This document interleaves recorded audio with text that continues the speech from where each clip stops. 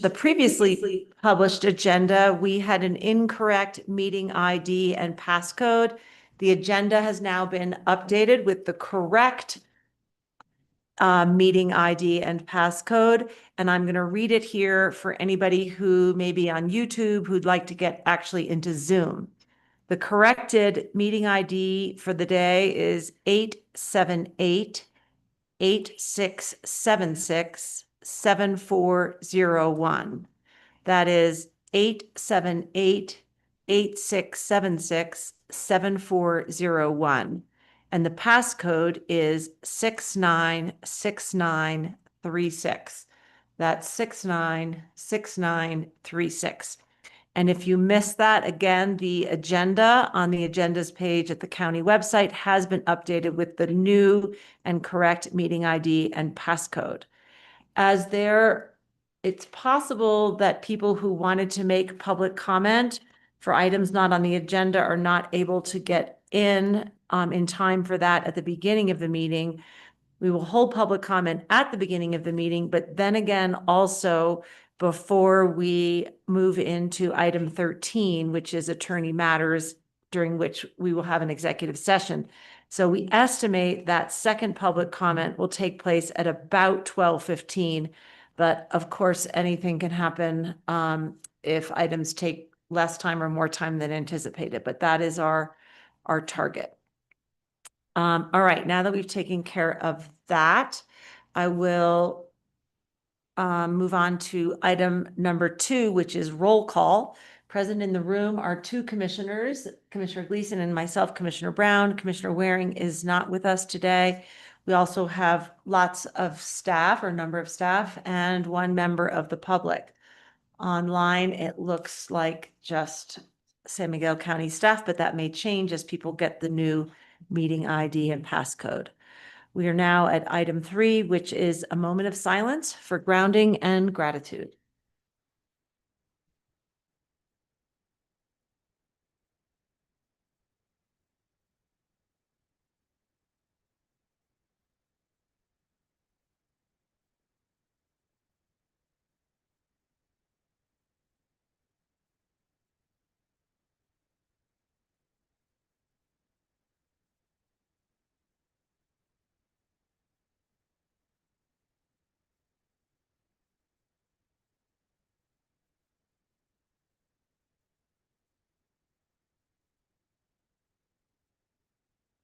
Thank you.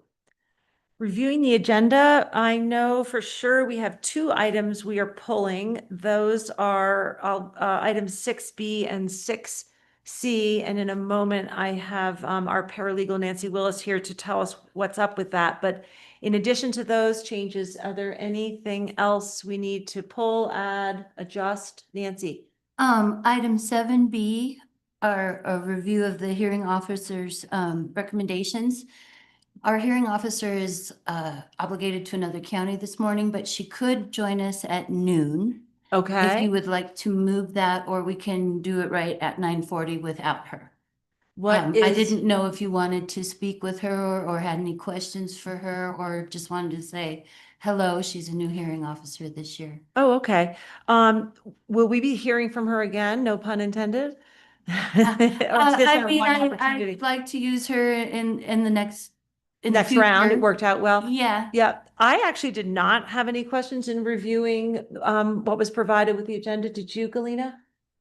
I did not. I listened in on some of the um hearings, and everything went, from my new perspective, very smooth, and I really didn't have any questions. Okay, great. Then I'm happy to keep it at 9:40 then and just move through it. Let's do that. That sounds good. And I see Sarah Anders is here as well. So if we have questions, all right, so that will stay, item 7B. Anybody else have thoughts or comments on the agenda? No, okay. So, oh, Nancy, why don't you tell us now about item 6B and C and why we are pulling or postponing those? So these are 2 deed restrictions that I came across in my eternal data scanning of the deed restrictions. And they were on the BOCC September 18th, 2024 meeting. And they were pulled because there was a Scrivener's error. The numbering was wrong. But for some reason, they are going to be now corrected and recorded. And so we've added the Scrivener's error to be recorded along with it to clarify. If you look at it, you can just see Carmen put the correct numbering in. So if we ever need to reference that document, it's corrected. And then secondary, the one on the Rio Vistas, this was my fault. There is a Scrivener's error on the Scrivener's error. Okay. That the numbering is not 13.5 through 11, it's 14.5 for 11. I have made that correction. Carmen has the correct document to be signed and recorded, but it's not the correct one on the agenda. Does that Oh, make you mean sense? so the document that we posted with the agenda had a Scrivener's error. Scrivener's error on the Scrivener's This is error. there, okay. But we caught it. Okay, good job, good job. So if you could just make the motion, if you approve of it, that the corrected Scrivener's error would be the one that will be signed and recorded Okay. for the Rio Vistas. Okay, so then my question is, do we actually need to pull these, or now that we've had this conversation, can we actually go ahead and approve them on the consent agenda, Jared? I would suggest, commissioners, that you pull them. Okay, That way they can be considered individually instead of with a consent agenda, it's, we are approving of this as, kind of in mass. okay, And so my suggestion is that you pull those from the agenda that need to be amended. You make that formal motion to amend, specifically to that item. so are you saying pull from the consent agenda and put it on next week's consent agenda, or just actually treat them as a normal agenda item where we have a little discussion and make the amendment? Correct. Okay, so let's do that. Does that work for you, Nancy? Absolutely. Okay, so we will do that. We'll make that item 7A, right? And we'll just shift all those down one bit.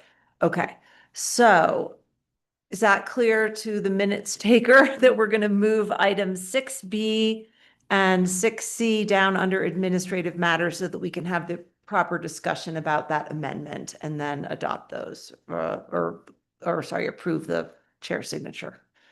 Okay. How's that sound to you, Galina? That sounds great. Okay, would you like to so make a motion? yes, I Oh, I'm sorry, we forgot about public comment, but we'll come back to that. payouts. Okay. Yeah, go ahead.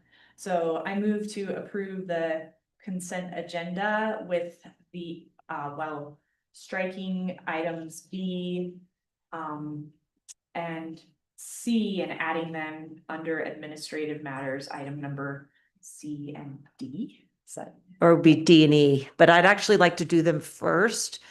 Oh. Just we'll make those first under 7, just to get them done because they're pretty quick. okay, I accept that friendly amendment, and. Do I have a second? Yes, I second your motion. How do you vote? Aye. Aye as well. The consent agenda is approved.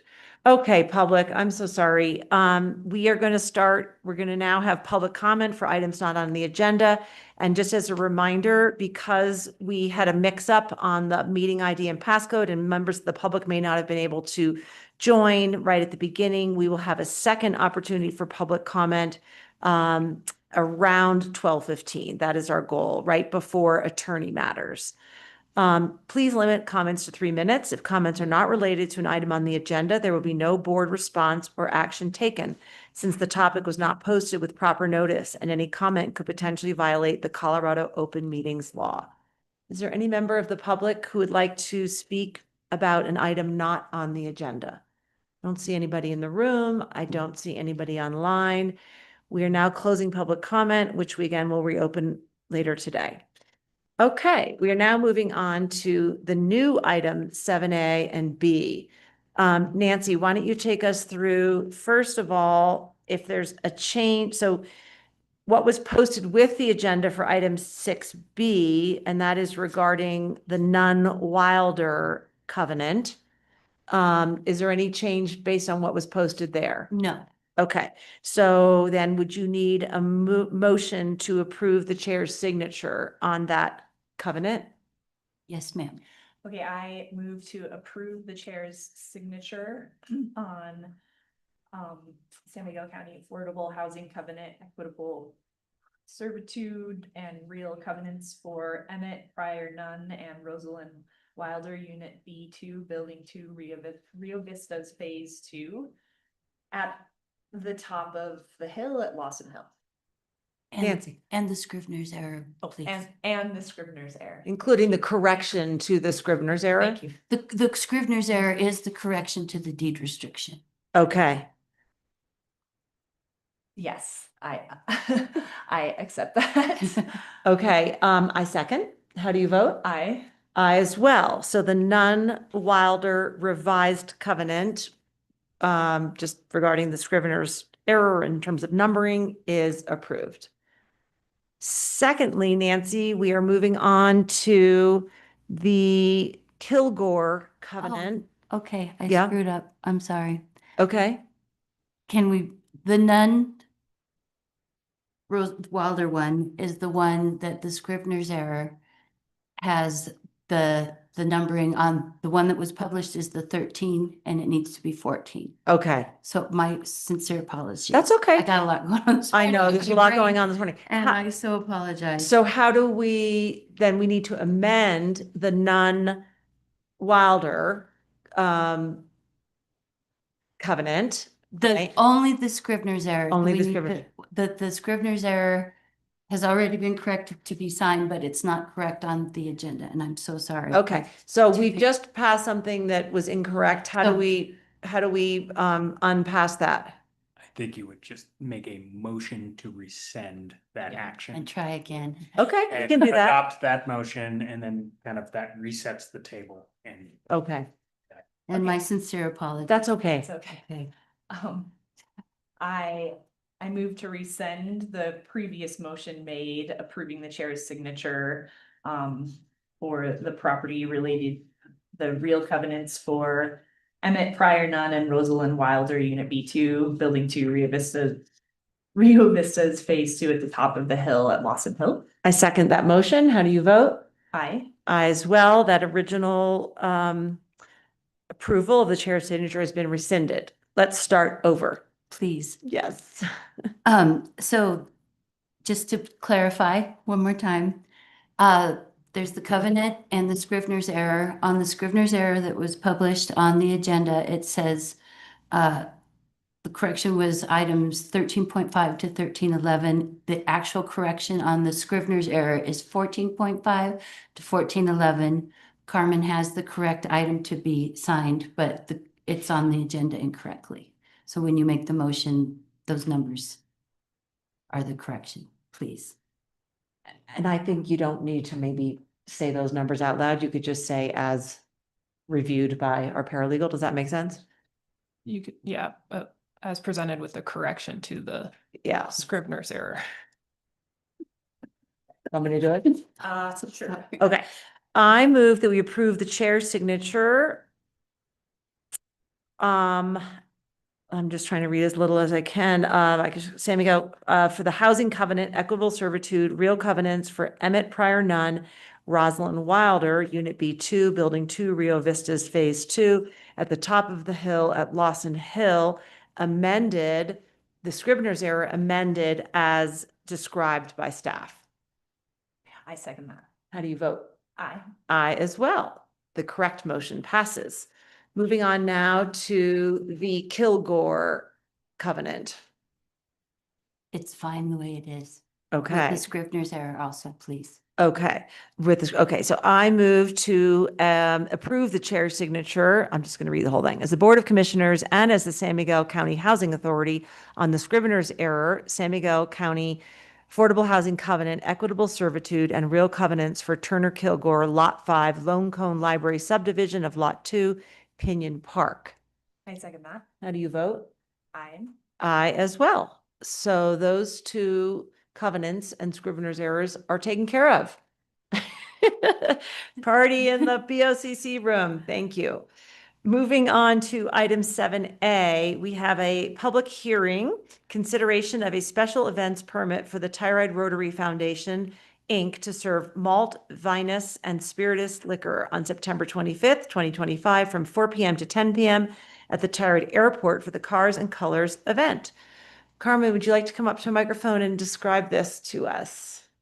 This is for the Cars and Colors. They will be having an event at the airport. All has been approved by the sheriff and our county clerk. Fantastic. Commissioners and staff, do you have any public, or sorry, not public, but comments or questions for regarding that permit?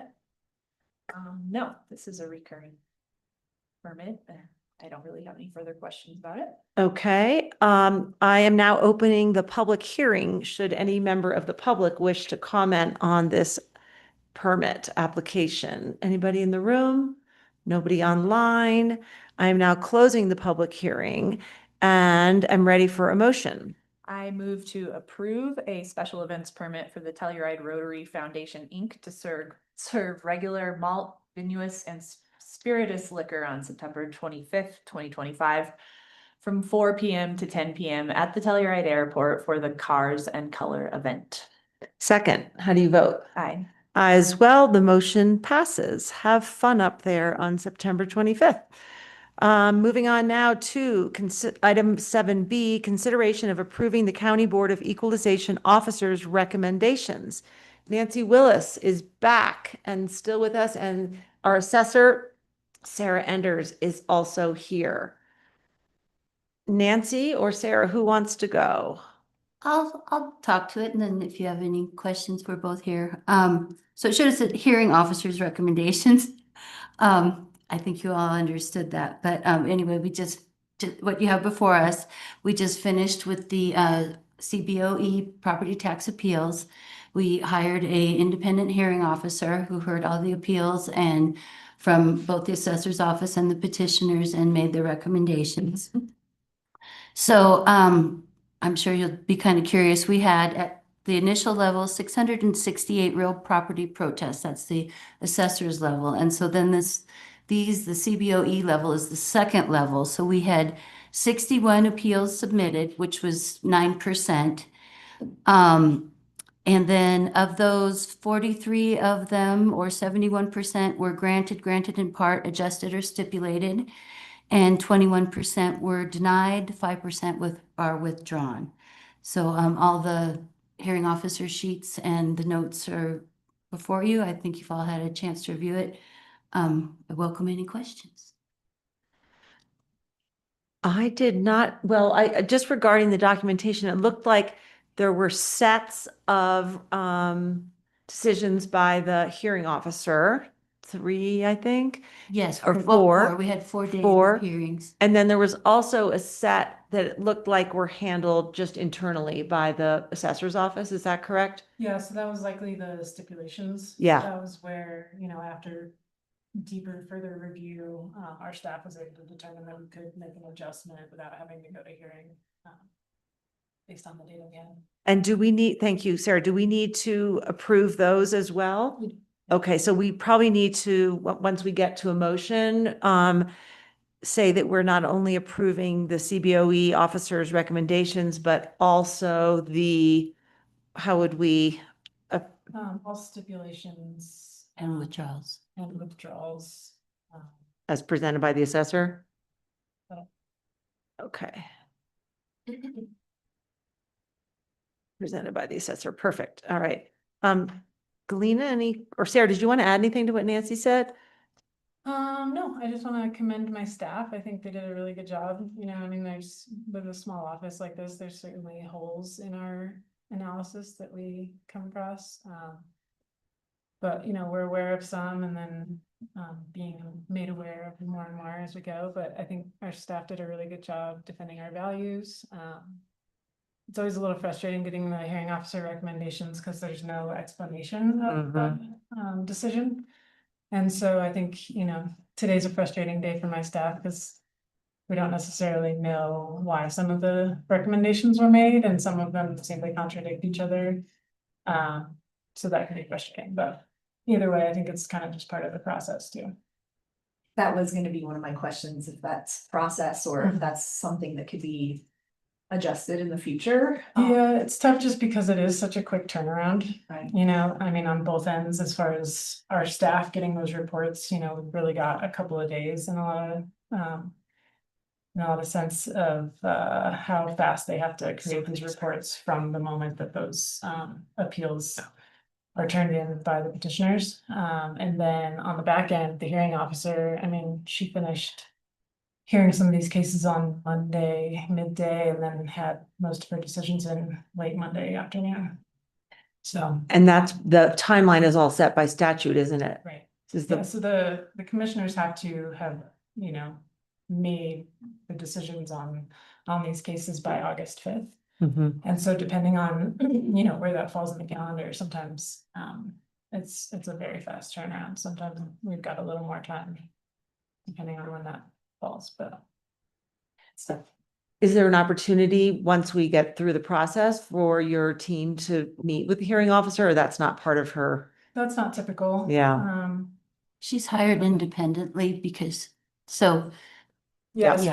she doesn't work for my office. you know, she actually is hired by you guys I understand, yeah, through me, but. because she's doing what we would normally do if there weren't 61 Right. of these, yeah. But there is, I'm sorry, let me finish. But there is a third option or the third level of option. So once, if you approve everything that's before you today, then we send letters of determination out. And at that point, they have 30 days to go. And then there's 3 options from there. They can go to the BAA, district court, or binding arbitration. The BAA, Board of Assessment Appeals, I apologize. and that's us, right? No, Oh. that's the state. It's a state level board. Oh, okay. Oh, so they don't, none of these, so right, I'm looking at the numbers, 21% of the protests, if you will, that went to the CBOE were denied. So that's the set that could potentially move forward with an appeal. Absolutely. And they would not come ever to the BOCC sitting as something else. No, at this point, the BOCC. Has met, I understand. And, Yep, you know, these are your decisions on these appeals, so. I understand. So from here forward, the petitioners, if they wanted to appeal further, they would be appealing the CBOE's decision. That makes sense. Thanks for clarifying. I was trying to remember if when the BOCC heard some of these, you know, appeals, if it was 2023 or 2024, and I guess it was It 2024. was probably 2024. That's when there were Yeah, fewer. Intervening year, Yeah. there's typically much fewer Sure. appeals, so. you're Okay. Able to handle them yourselves. It was helpful listening in and kind of getting the temperature of how Mhm. those hearings go. Yeah. Just to be prepared for when that comes. Sure.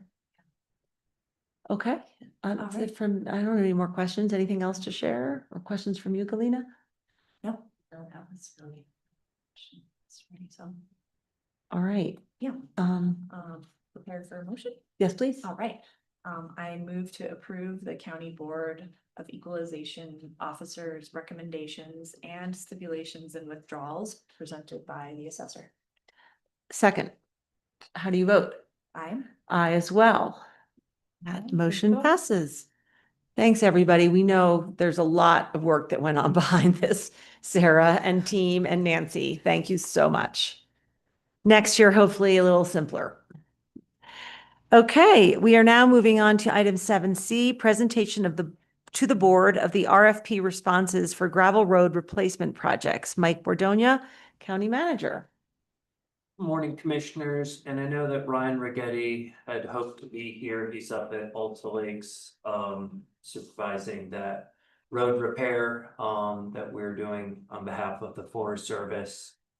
There was some question about the timing of that Alta Lakes project, and not to sidetrack, but we were waiting, several weeks for CDOT's, permitting to close down a portion of the highway. And there's alternating traffic throughout that repair. This current item is related to a suggestion that we made to the commissioners to allow us to potentially look at outside contractors to help us rebuild some county road sections. And we received 2 bids. And I'm sorry, I'm just pulling this up. I can screen share if you would like. Actually, I guess I can't because I'm not logged into the meeting. Forward it to you, Jared. Okay. But essentially, we received 2 bids and I think they are somewhat favorable, in my opinion. As far as the amounts, we bid out roads such as 60M, 57P, 56L, 56B, 58P, 60X, 57Z, and Z60. These are all roads that are on the 5-year plan for Road and Bridge to do a substantial rebuild and improvement of the surface and to try and get them back to a state where they can be more easily maintained each spring after snow melts. In speaking with Ryan Rigetti, and so the total for all of those roads, if we were to authorize reconstruction of all those, thanks for sharing, Jared. We received 2 bids. One was from Ground Pounders, who is Mike Kimball and local company. And then Sanderson Quality Construction, from a little further away. You can see the total amounts are significantly different.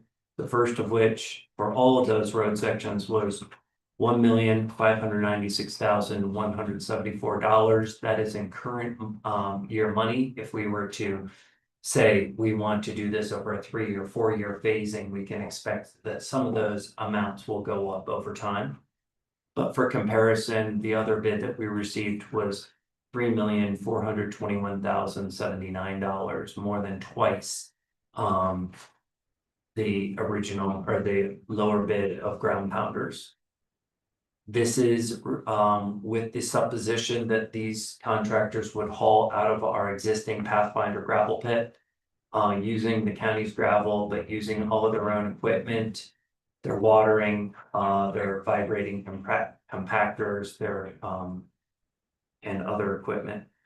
When I talked to Ryan this morning, because we knew that this was likely to be here before he could arrive, I asked him, of these road segments, which 2 he felt were in the worst shape. As the commissioners may recall, after some significant public input and concern, we dedicated significant resources to rebuild and repair M44 Specie Mesa Road.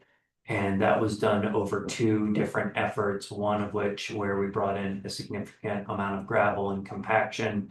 And then we went back and once we had dust control, we rebuilt, recompacted, and used dust control on that road. We're also trying to address one of the potential issues related to Specie Mesa, which is the hauling or potentially unauthorized hauling of logging trucks on that road, which is, if you can imagine, given the steepness and the nature of that Specie Mesa Road, it can have extreme impacts in a very short period of time.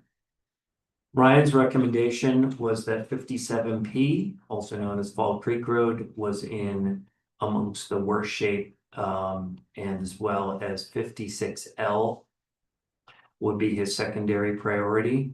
And that is, Um, I forgot to get out my code. me too. So that's the road, if I'm correct, that connects Oh, we have a map in here, don't we? like Wilson Mesa over to Fall Creek.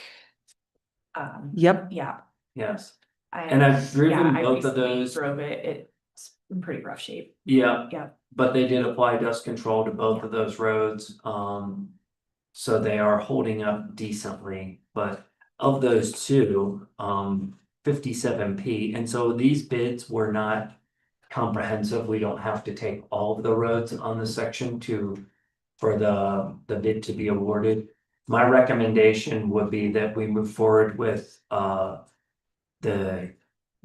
bid that we received for 57P immediately. That's $178,750. With the balance of those funds being taken from the Road and Bridge Fund. And then should the county, when we do our next 5-year projection, which is the next couple of months for our new budget, that we look at potentially supplementing the Road and Bridge Fund and or offsetting some of their other expenses so that their fund balance can remain healthy over time. But that's a separate discussion. I do feel like we have significant reserves because we have taken a different budgeting methodology for Road and Bridge. And whereupon the county has been absorbing a lot of the capital expenses that we have previously assessed to their fund. Because of that, Road and Bridge Fund is sitting at approximately around $5 million. And I do feel that it can bear this expense.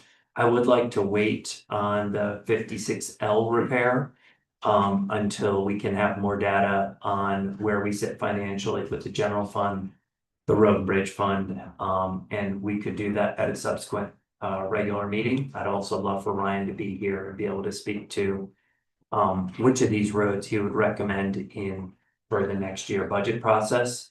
Because it's certainly our hope that with using some of these outside contractors, we can catch up and not have the frustration that we've been hearing from a lot of county residents. Do you have questions? I have one question. I looked through the bids, and with the second one, Sanderson, I believe I saw that it said if we don't contract for all of the work, that the prices would change. I didn't see that with ground pounders, and so that would be my question. I mean, I don't, It was written in the bid. Yeah. Any of these would be able to be selected by the county at their discretion individually. I've also verbally confirmed that with Mike Kimball, the owner of Ground Pounders. Okay. He understands that this is not an all or nothing bid. Okay. That we could choose individual roads on here. He also, in his original bid, assessed a timeline because Yeah. he could not do all of these roads simultaneously. sure. So he said, I could do these ones this year, 57P being one of the ones that he could do this summer and fall. Yeah, I appreciated that timeline. It demonstrated that, well, we know Mike Kimball's history with Road and Bridge, but Mhm. it did just demonstrate his understanding of the work the amount of time that it would take for doing the projects on each of these roads. I also really think it would be a good idea to kind of triage these listed roads. And I mean, I certainly have been hearing from residents really on all of these roads. But 60M comes to mind pretty high on the list, but And which one is that, Galena, That's 60M? Burpick Road. Yeah. Yeah, I've been And hearing. that also twice over the weekend. Since it was regraded and dust control applied, I will say, I think I live on that road, I drive it often. It's in pretty good shape at the moment. It does need, because there are those large rocks, essentially boulders that are in the road. It does need additional gravel and dust control applied again once that occurs. So I suppose I'm not foregoing the recommendation of any of these roads, including 60M. But I would like to wait until we can have a subsequent discussion that could even occur next week or the week after. yeah, I think that makes sense. And if you wanted to authorize a total of those two, I think that would be fine. Well, Mike, can you just clarify for me what more information we need? I know you said you wanted to look at some balances or some funds, like, what exactly do we need to know? where we sit with our current road and bridge fund expenditures, I know that last year we put in $200,000 for contract hauling and we did not end up using that amount. I think that we're gonna similarly have savings within the road and bridge fund that could absorb some of the 57P repair, which is the 178,000. Then the question becomes for 60M, if you want to go in that direction over 56L. I mean, the total of those two roads is similar to just what 56L would be. So I think it's reasonable that we could do 60M and 57P this fall. Mm-hmm. I just would want to make sure that you're fully cognizant of the financial impact of the road and bridge fund, as well as what additional general fund money might be necessary to act on both of those. And I think it's important to recognize the amount of gravel stock at Pathfinder and how that might play into this, because what was quoted here is that there's approximately 12,000 cubic yards of gravel being sourced from Pathfinder for 60M and 57. Oh, actually, I guess if 56L came into play That would be. ahead of 60M, Yeah, then that would, that quote might go up a little because they might need to haul gravel from elsewhere.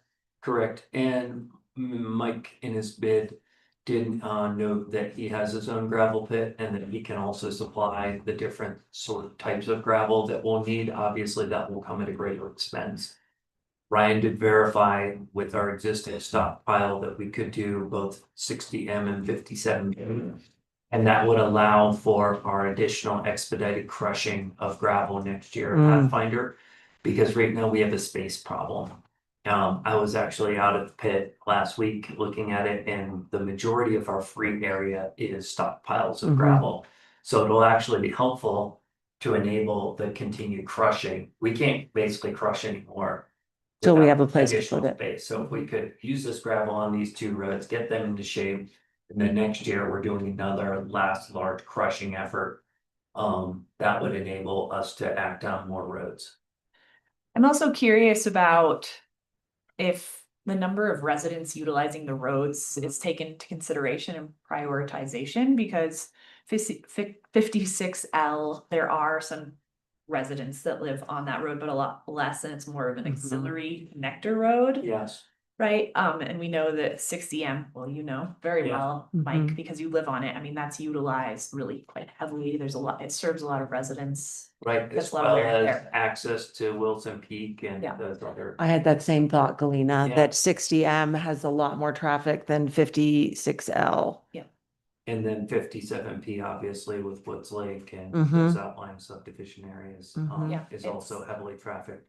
So I think that thought process is very wise, and I would like to chat with Ryan about, let's look at the traffic counts. We do have 10 traffic counters in Roden I Bridge. don't think we need to look at traffic counts. I think we can know. just- Yeah. I mean, I can weigh on the amount of phone calls and emails. Yeah. I get, Yeah. and it's a lot of residents on 60M. Yeah. Specifically at the end of the winter, before maintenance gets done in the spring or early summer, and I think we all can understand that applying gravel and compacting it is gonna help reduce that issue arising. So if you were to authorize $327,250, that would be the completion of both 60M and 57P, which could be accomplished this fall. Mike, I feel like I have enough of a handle on the finances, just because we talk about them all the time With 5 million and in the fund 5 years balance. ago, we were sitting at 2 million and thinking we were gonna go bankrupt before we changed how we started. Exactly. And I think we know that we don't spend everything that we've budgeted because we have staffing that isn't fulfilled. And as you said, the money that we had approved last time. So I feel comfortable, if you do, I do. moving ahead and approving those improvements to both of those roads. And I guess the question is, do we need to specify whether that comes out of the, I think it can come out of the road and bridge I fund. would start with it coming in. I would actually take it entirely out of the road and bridge. fund. Yeah, And then, as I mentioned, if during the projections, we see a great injury, which I don't anticipate. Right. at all, we could adjust to backfill. So okay. And I have a question. When we say from the road and bridge fund, does that mean from the reserves or just from that sort of whole expense, the whole budget of that department? Because we don't necessarily have to draw it out of reserves, right?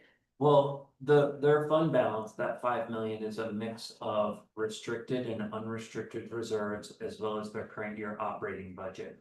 So what we Okay. would do is we would take any amount that is deemed unspent or projected to be unspent of their current year budget, we would take from there, and then we would take from their unrestricted reserve after that. Perfect. That makes sense to me. Yeah, do we need to have any discussion about the two bids and what, we haven't really addressed that? I think because we're looking at individual roads, and because you correctly noted that the other bidder notated that they would only want to adhere to their pricing if they were given all of the bids. I think it is appropriate that you could say that you are willing to award the bid for reconstruction of these two roads to ground pounders for the amounts that are listed currently, and then we'll engage in a contract with them that will then allow for subsequent roads to be added. Obviously, we would come back to the Board of Commissioners with those additional roads and additional amounts, if that's your desire. I think that sounds perfect. That's great. Okay. And really also jazzed because we know we have a long-term operating relationship with Mike as a former Road Bridge employee. We know that he's serving the community of Ophir. And I hear a lot of positive comments about his work up there. We know that his understanding of our road rights of way, ditches and utilities is also pretty much second to none as far as a contractor in our community, and the fact that he's able to mobilize this late summer and fall would be great, so that we're not fighting an uphill battle again next spring. Yeah, it sounded like from the RFP, I don't know if this still stands, but he could start on August 4th, right? Is Correct. that what he said? Yes. Yeah, okay. That's great news. So is there a motion to award the bid to ground pounders for the road segments of 57P and 60M as listed? So moved. Second, how do you vote? Aye. I as well. The Fantastic. motion carries. Thank you very much. This, we just lost our communications person, but I think this is newsworthy. I think that people throughout the county, and obviously particularly those who live on and frequently access 60M and 57P, are going to be happy. Did you hear that, Megan? We'll work on that together. This is newsworthy, that we're investing in these roads. So thank you to Ryan and Mike and whoever else was involved in getting that RFP or RFQ out, and to both ground pounders and Sanderson Quality Construction for those quick turnarounds on the bids. And yeah, I feel really good about this. This is something we hear a lot about from taxpayers. And this is a service that we are obligated and want to provide. Thank you to the board for rising this additional effort to get our roads in shape. Okay, it is 10:15. Are you good to keep going? I am. Okay. Thanks, everybody, for whipping through the administrative matters. We are now on to item 8A, County Housing Matters, and I will note that the Board of Commissioners is sitting as the San Miguel County Housing Authority. We have two items here. The first is consideration of an exception agreement for R1 School District for Ilium Q lots and SV lots. And then following that, we will move into consideration of a proposed amended and restated covenant for those lots, as well as a proposed termination agreement for TSG. My understanding is that today I thought we were only, well, we'll wait to hear from staff. So, Maura, are you beginning, or Kay? And I see that we have our school superintendent here, John Pandolfo. John, after Kay and Maura make their presentation and we ask questions of them, we'd love for you to add some additional comments if you'd like. And then we have members of the public here as well. And you're Patrick Sheehan? Yep. Okay, thanks for coming. Because we're gonna be talking. Yeah, Yeah, totally. yep. And I don't know if we have the public online. It doesn't look like, but, oh, she was online, wasn't she? Okay, I bet she'll come back. Yeah. We'll make time for all of that.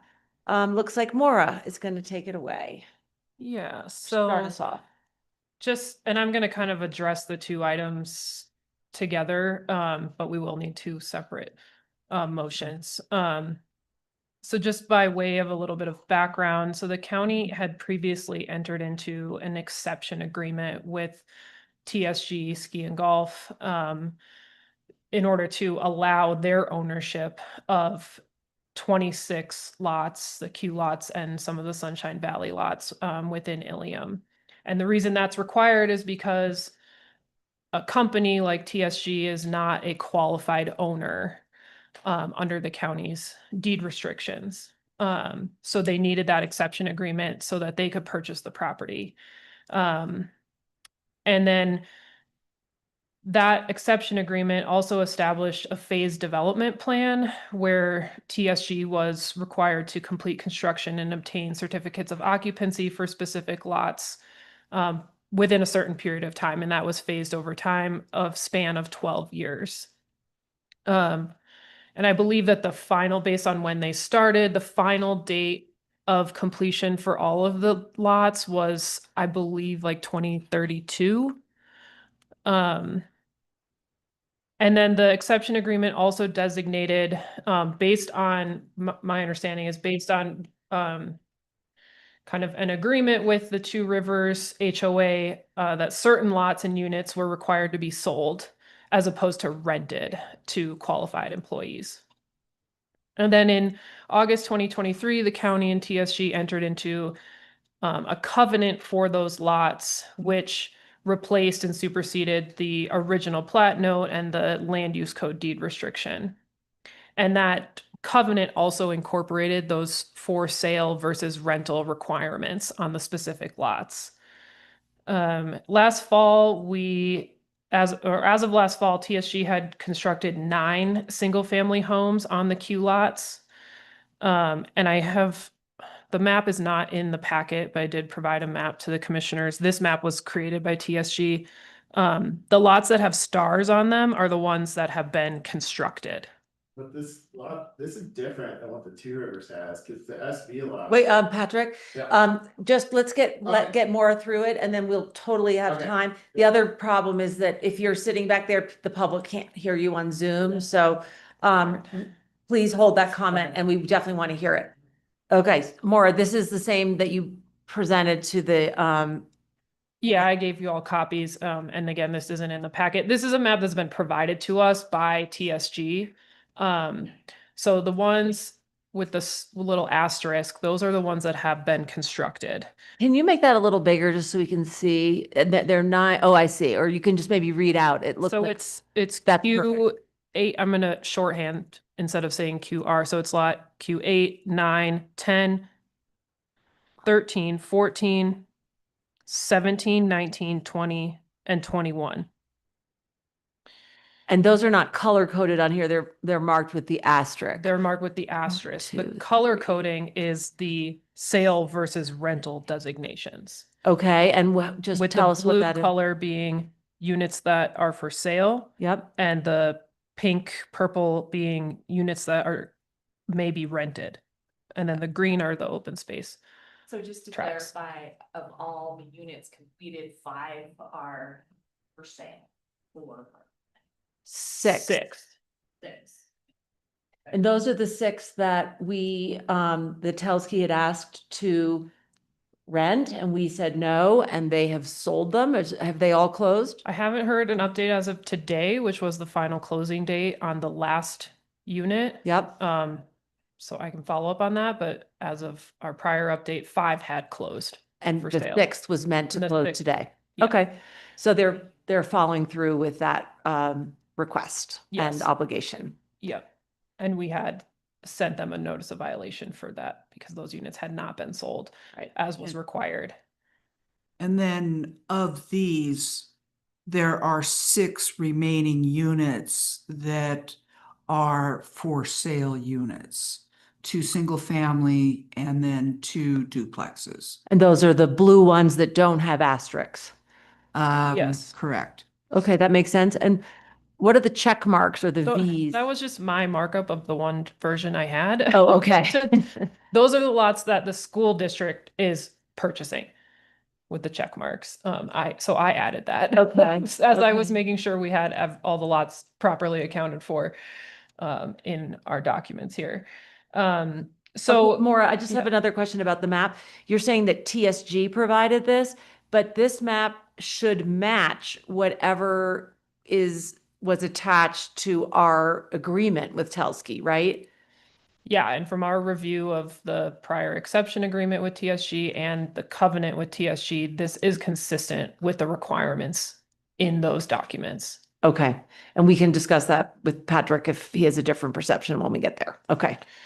Thanks. So in the fall, TSG had indicated to the county that it was intending to sell some or all of the vacant lots as well as potentially some of the for sale already built homes to the Telluride R1 school district.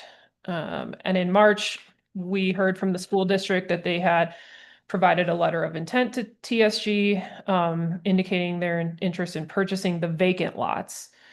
And on April 25th, 2025, the school district and TSG entered into a purchase and sale agreement for the vacant lots. And because the school district, like TSG, does not qualify as an owner under the covenant, they also had to request an exception agreement pursuant to section 8.1 of the TSG covenant. So we, county staff, have been working with John Pandolfo, the superintendent of the school district, to develop the proposed exception agreement. And on the school district suggestion, the proposed exception agreement requires the school district to develop and obtain certificates of occupancy for all vacant lots no later than September 30th, 2028. So that's a significantly shorter time period than was previously in the TSG exception agreement.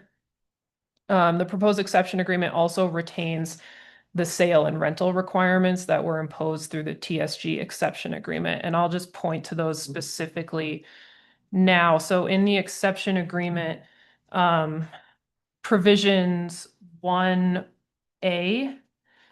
and 1B, so those provisions is where the deadline for certificate of occupancies is contained. That's September 30th, 2028. Are we looking at the exception agreement exception drafted agreement. for the school district or for Yes, TSG? for the school district. Okay, so this is outlining which lots can be sold and This which is- can be rented. Sorry, this is just the timeline for development of the lots. So this is the September 30th. So part 1A and 1B provides that the school district shall obtain certificates of occupancy for the lots no later than September 30th, 2028. So that's just their commitment to actually develop these lots in pretty short time period. Okay, and I had not counted all these lots, but I assume that what's listed in A and B equals a total of 26 lots. It's not a total of, so 26 is the total number of lots. So it's minus the 9 lots that TSG is retaining. Oh, it's units or lots? Well, There's 26 lots total. Okay, TSG is retaining the 9 lots that they've already built on. yep, Well, they or the employees that or the they've built owners, to. yeah. All right, so that means that there are 17 lots. As well as, yeah, and that includes the open space lots. If you look at recital B, Mm-hmm. that outlines the single family and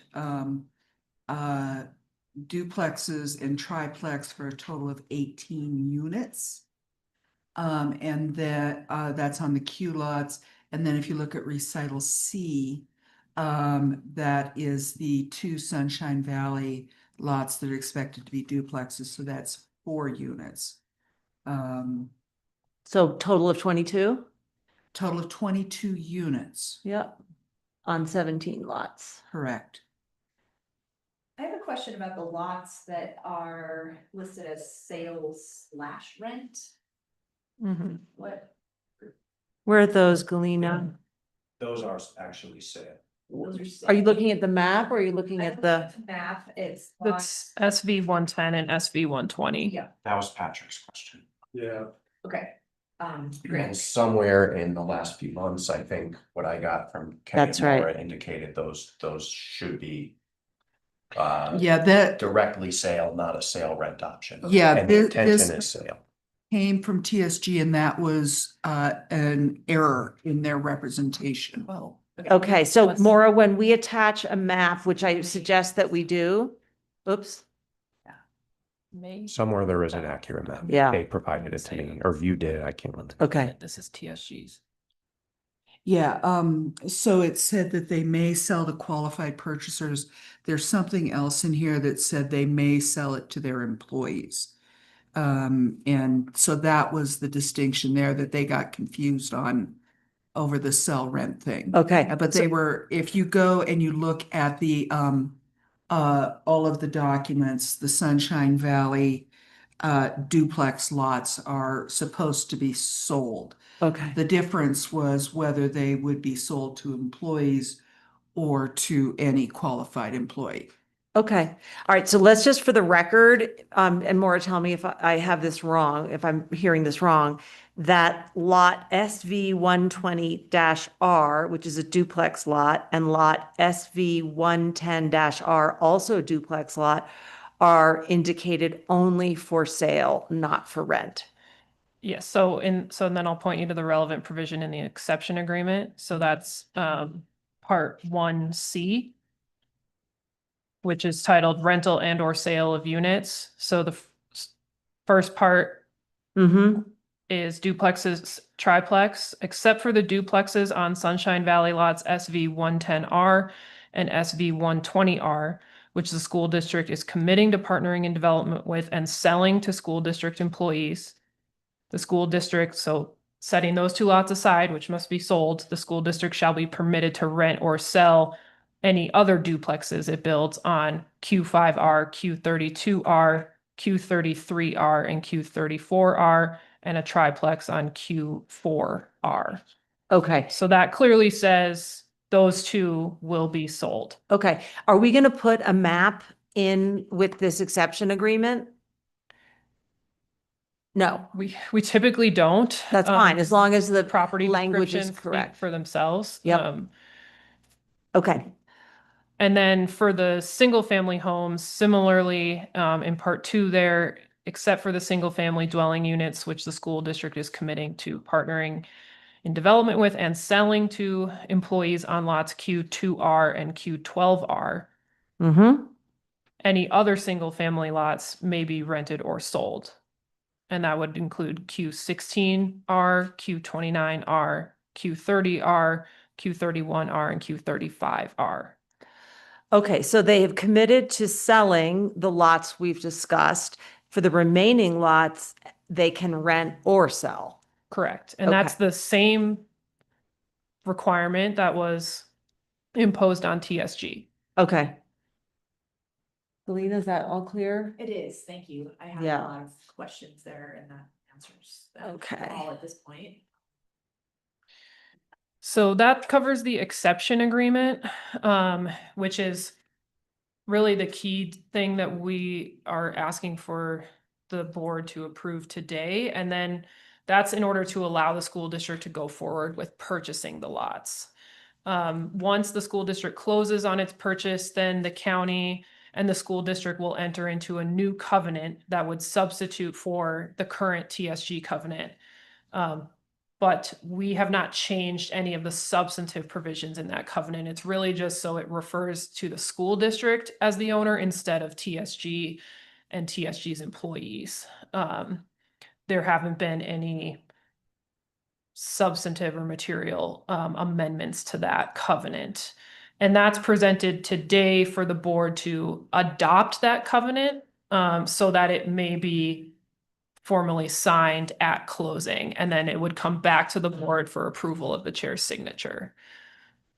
I'm sorry, can you restate that? I was just looking at something else, sorry. Yeah, so Related to this. presented the covenant to you today so that you can officially adopt the covenant, so that we can then put it in the packet for the school district to sign at closing, and at that point it would come back to the board for approval of the chair's signature. Okay, And then similarly, as we're substituting this covenant for the TSG covenant, we will want to terminate formally the TSG covenant on these lots. okay, It will stay in place on the lots that are being retained by TSG or its employees.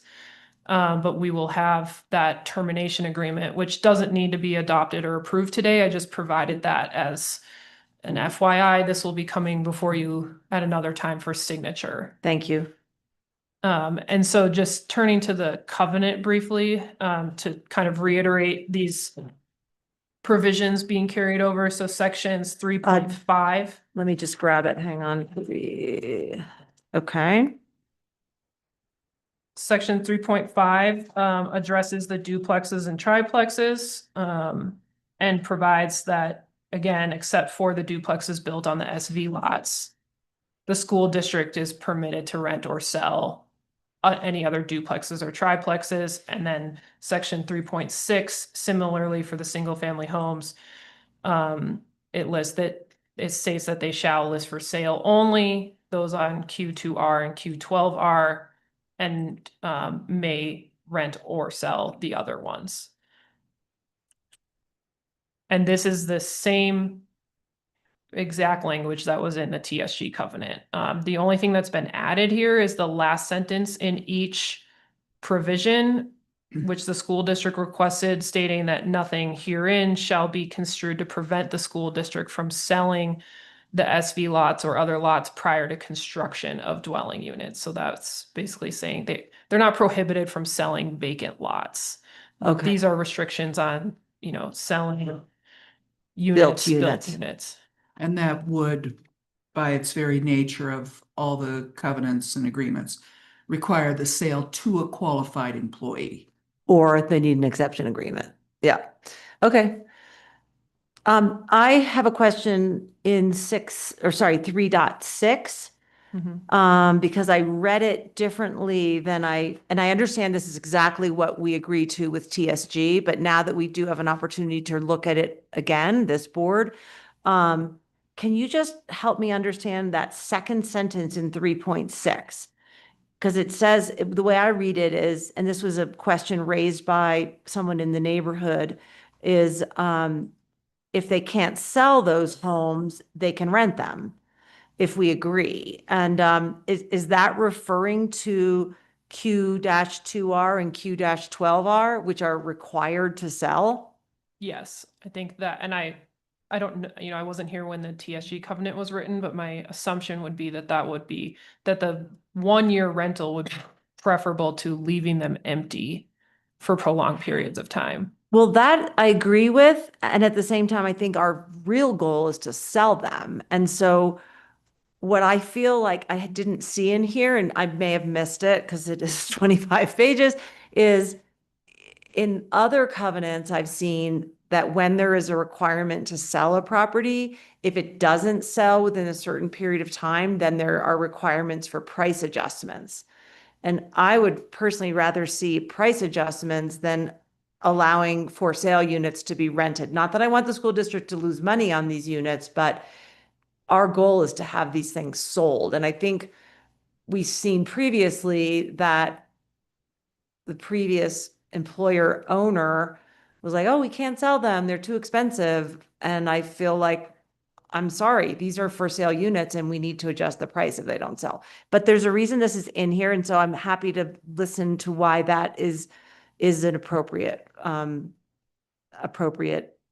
allowance. And I guess I would turn it over to the school district to state whether that's something they'd be willing to work with us on adjusting if the board sees that as something you. And just to clarify these units for sale would only be available to employees of the school district, correct? They're also available to other qualified employees. Okay, so we're opening up to the entire Yes, market of qualified buyers. correct. so, John, do you Ready want to for me? speak to that? Yeah, please. Sure. Certainly, I don't have the level of experience that you all do in this arena. And that very sentence that you discussed, we talked about when we were working through this Sure. whole agreement. And maybe I'm naive, but I do not anticipate we are going to have trouble having our employees buy the 6 units that are included here on these 4 lots. I expect a lot longer list of employees at a lottery because from all the surveys we've done, from the conversations I've had, from the interest, I do believe they will sell. Maybe it would be too much. I would be willing to strike that sentence completely, but I'm not a lawyer and I haven't talked to my lawyer about that. Okay. So But if you want to put in a provision that replace that with something like if they're not sold, then the price needs to be adjusted to make them sell. But I think given Galena's question and the fact that they could then be opened up to the entire community, I really don't anticipate a problem there, which is why I think I would be comfortable even striking if that was the direction that you wanted to give. Our plan, and the reason I needed the provisions in there for the being able to sell lots is because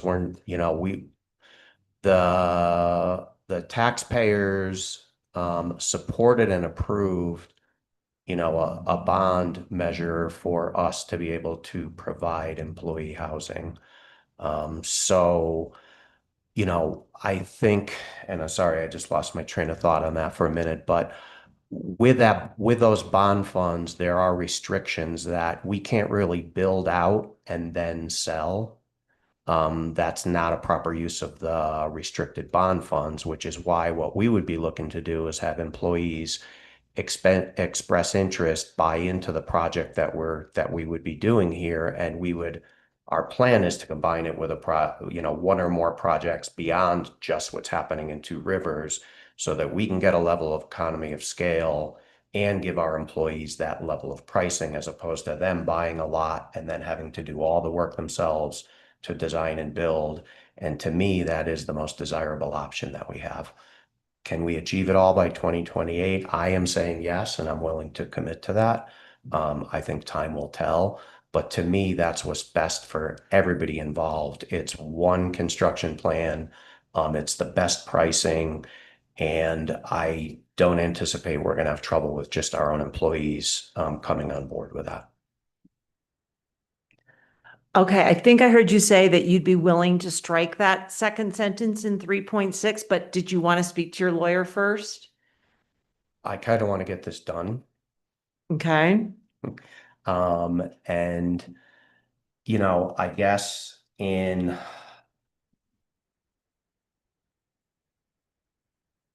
so the Actually, sentence two states, just sentences. for the record, however, if the school district is unable to sell one or more of the homes after making a reasonable good faith effort to sell for at least 45 days, that it shall be permitted to lease. If we strike that sentence. And then the second one too, that is just related, any such lease of a single family sales home shall be for a minimum of 1 year, and any subsequent sale of the home shall be subject to the lease. So those are two sentences related. Yeah. Correct.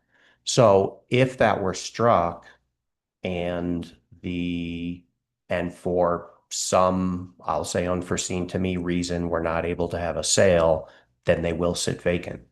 Correct? And so. Or you lower the price until they sell. Well, correct, Yeah. but there's nothing, striking that sentence doesn't preclude us from lowering the price. No, Keeping the sentence in there doesn't preclude us from lowering this price. no. We would be looking at setting a pricing based on an RFQ to design builder for probably on the order of 35 units, the units here plus others, at whatever pricing that is. If we had to lower beyond that in the end, that would be, I think, the cost of doing business that's on lever for the school district. Mhm. Would it be irresponsible with taxpayers' money? I suppose that argument could be made, but that's kind of where I'm sitting with my thought process on it. Okay. I mean, we are fully committed to selling those units, because the last thing we want is to not be philosophically in line with this exception agreement for the HOA, for, the county, for everybody else. Glenda, did you want to comment on this? I'd like to hear the public. Mm-hmm. Okay. Yeah, I think we'll yeah. get there in a minute. We're not there yet, but Yeah. before I really. Have weigh in. Yeah. That's fair. And thank you, John, for that response. And does staff have anything to say about those two sentences? They might think I'm crazy, but I mean, I would say if the school district is willing to consent to that change, that aside from units potentially being vacant, we don't have concerns with it. Yeah, but I think we would want their express consent to that if we've other conversations have shown us anything. And Yeah, The current covenant has this provision, so to request the change, I would want their consent. of Yeah. course. And if I could just say one more thing, Please. if striking those sentences gives you all and the HOA the assurances that we will sell those units and they won't be rented, then I'm willing to do that. Thank you. I think that's what I'm looking for. And again, because of the history on these properties of trying to change what's for sale, what's for rent. But I do understand that we are leaving open the ability for, or the possibility that the houses would sit vacant. And we don't have in here we do have a deadline for COs, but we don't have a deadline for occupancy or sales. And, I'm actually comfortable with that, knowing what the school district is trying to achieve here, but I do think we need to make that point. And if I could just add, and again, this is in some ways conjecture on my part. I do not see the for sale unit sitting empty based on everything Yeah. my understanding. Yeah. I do potentially see some of the for rent units sitting empty because if we add an inventory of 20 additional rental units all at once, they may not fill up Sure. individually. We added 10 units in the last 15 months, and right now I'm scrambling with the last couple of hires that I'm making to find places for them to live. Mhm. And kind of there's fighting over who's in the couple of vacant spaces we still have. But when you add that much all at once, the rentals may take a little bit. I don't see the sales being in that situation. I think one other alternative, if you wanted to consider it, is extending that time period for, if they don't sell by, right now it says 45 days, which Is this really isn't short? that long. Yeah. If you wanted to have some in between to not have units vacant for, a very long time, but give a longer period of time for them to try to sell is just one option. That seems very reasonable with what we've seen. As far as the timeline, even with Telski closing those 6 properties, it's financing. It's complicated right now. Mhm. I would be willing to entertain that. I'm less interested in that just because I don't really want these sentences in here at all, but as Galena said, let's see what the public has to say once we get to that part of the discussion. Okay. Okay. I forgot where we were. Say- Was there, you were just That's taking most us of through. my presentation. I don't know if there's anything Kay wants to add. No, No, did I hear? no, nothing further. Okay. I'm mostly here to help clarify. You're doing a good job. I just want to review my notes from when I read all this.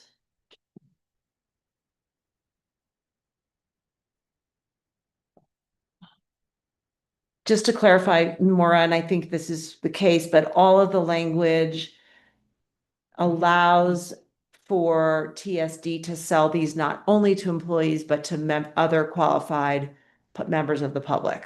Yes, that's correct. And there is a special standard, which was also in the TSG agreements for school district employees if they're not already living here. So it's so that there's a review process for if the school district is hiring employees, that they would qualify even if they wouldn't otherwise meet the qualified employee definition.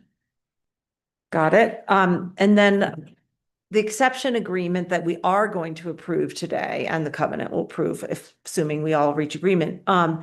It mentions, what does it say? It just refers to the applicable amended and restated deed restriction and covenant. That to me sounds like a really general reference, and I wonder if we need a more specific reference.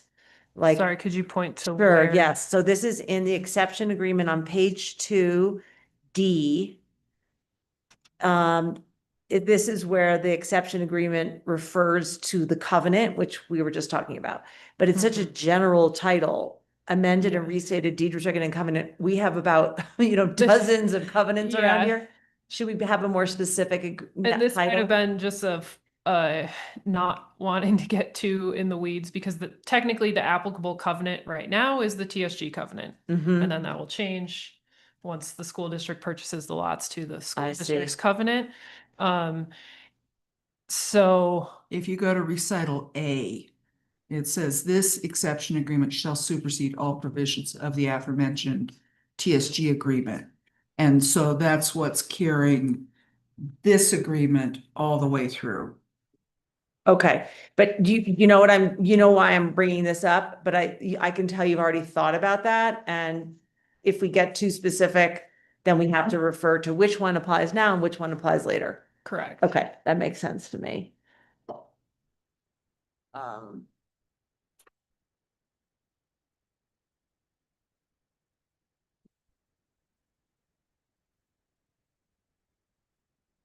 Okay, And I apologize for not maybe picking this up and reading through this.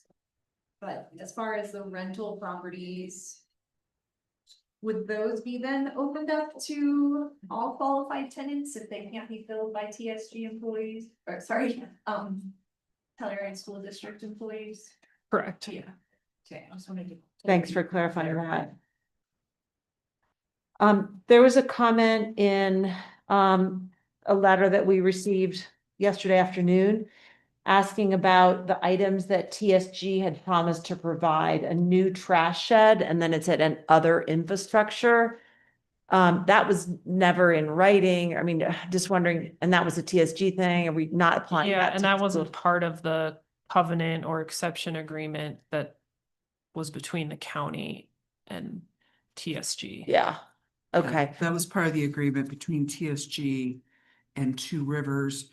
And nothing in these documents changes the status or content of anything within those private agreements. okay. I'd be interested to hear from the Two Rivers people a little bit more about that, if that's a sticking point, and just before we terminate the things with TSG, but we'll wait to hear. if But that's- I mean, that was, those were community improvements that TSG was taking on, and to my knowledge, nothing we're doing here relieves them of that obligation. I see. Okay, that's okay. So they are still obligated to that if they have a written agreement, private agreement. Yes. Okay. But it's not, the county can't enforce that because it's not our agreement. Correct. Okay. All right, those were all my questions. Galena, anything else? Not at this point. Okay. John, was there anything else you'd like to share? Sure, just a couple quick things. Again, as a couple things I mentioned before, just in responding to the other pieces is, obviously this would help the school district achieve our goal, again, that the taxpayers support and approve to provide housing for our district employees. Our goal initially had been to be able to house about a third of our employees with bond funds. We've already gone from about 15 units to about 25 units since then. And this combined with what we're hoping to do behind the middle high school, and then potentially some stuff in Rico and a little bit more in Lawson Hill would get us up over 50 units. So that really is the goal. And I can tell you again, the difference between when I started 5 years ago, trying to support new employees coming into the district with finding housing, to now, it wasn't great 5 years ago. It is so much harder now. And if we don't have something for employees, it is next to impossible if they don't already have a previous connection in the community. Also, we intend to structure this differently than what we've done with units, the few units we've had in the past, which we've allowed to be employee owned, which are primarily in town here.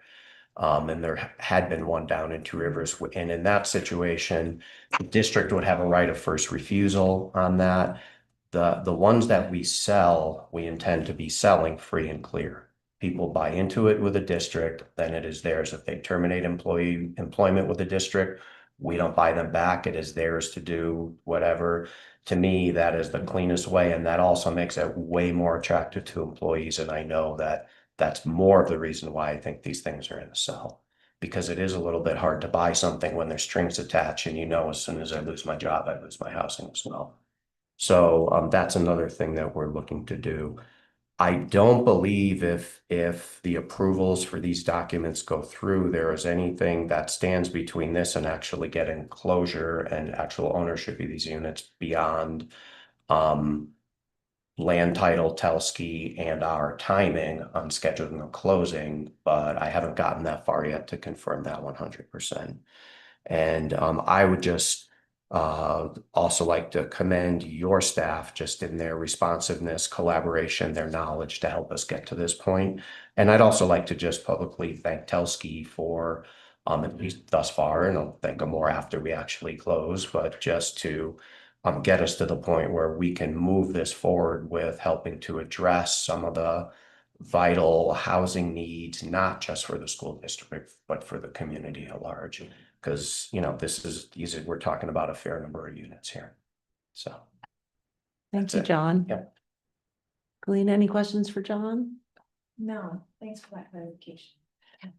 That will lead to that right of refusal. I agree. I think that's gonna be a game changer. So. Great.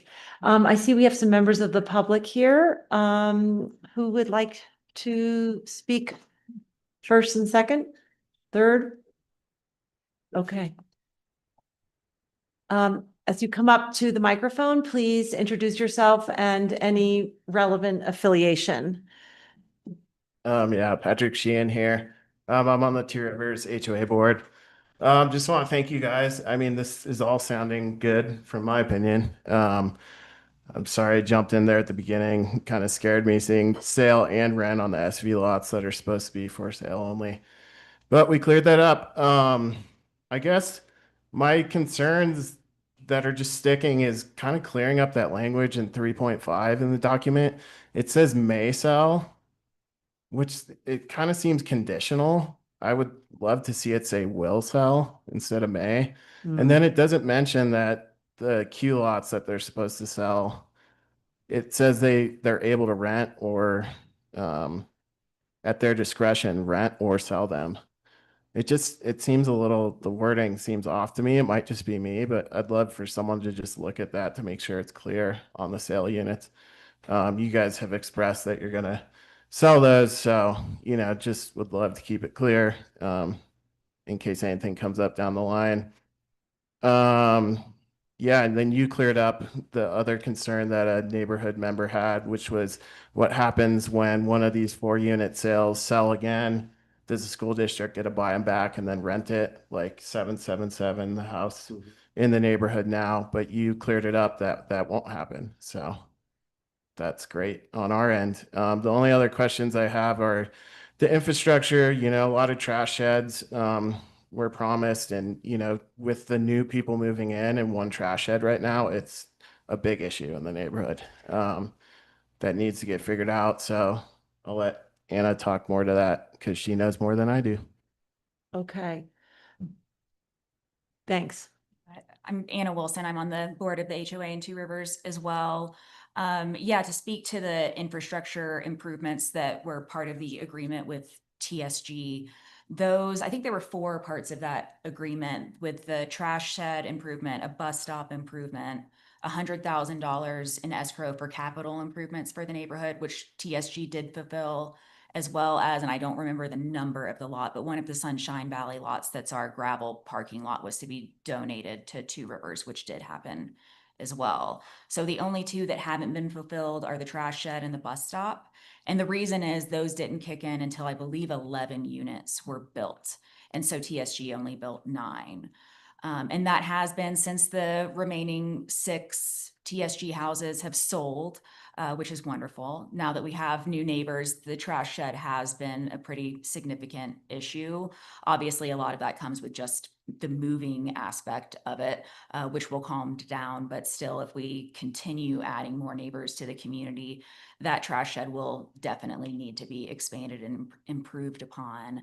And I don't think that that should necessarily be a Two Rivers HOA responsibility to take on that cost. So if we could discuss how we can continue that conversation with TSD, I think that that would alleviate a lot of concerns in the community. I did also want to bring up, Anne, I appreciate you bringing up that 3.6, I believe it was, with the 45-day clause there.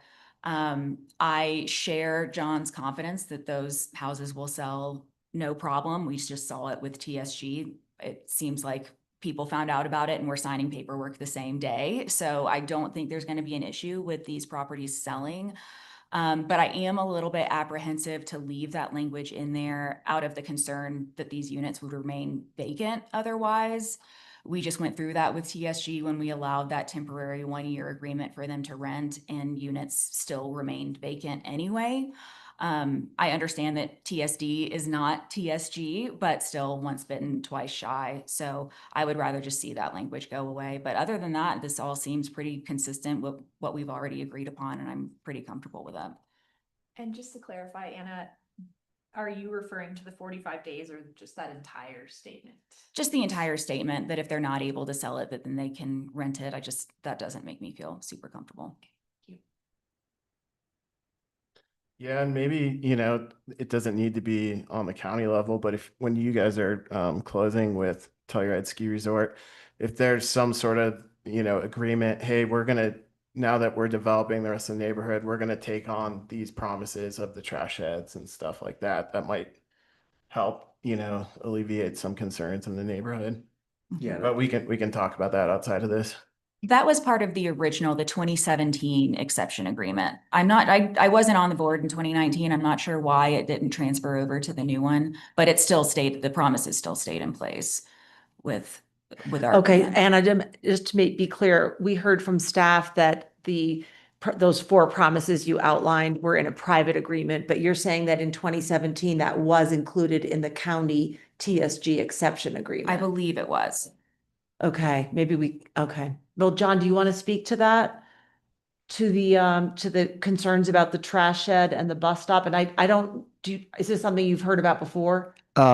Ish, I sure. mean, I'm not sure what exactly the obligation is. Well, I guess I'll say it this way. I was not really interested in purchasing the 3 open lots, but Telsky said, we're not going to sell you the 14 without the other 3. And with those other 3, my assumption came along some level of, I will say, shared responsibility with the HOA to figure out how we accommodate more for trash. So that is something that I, did have on my radar, and I was assuming we would have that conversation. I've looked through all the commitment paperwork. There are various easements on some of the lots already. There's encroachment on the 2 lots that are the SV lots currently. One has a valid easement, one does not. But there's also, I think, an easement for parking, at least on one of the open space lots. And that's right next to where the current trash is. So how do we work out that there's more trash, but we're not people who are used to parking there? That doesn't end up ruffling feathers. I think those are the conversations we need to have. It does call for the potential for trash collection in different open space lots, but do we want to have trash spread out so it's a little more convenient for a couple of people, or all in one place, which maybe makes more sense? Those are all the things I think we're just going to have to figure out and work through. Bus stop, I hadn't heard anything about bus stop, but obviously, as is current, we send our own school bus down there in the morning.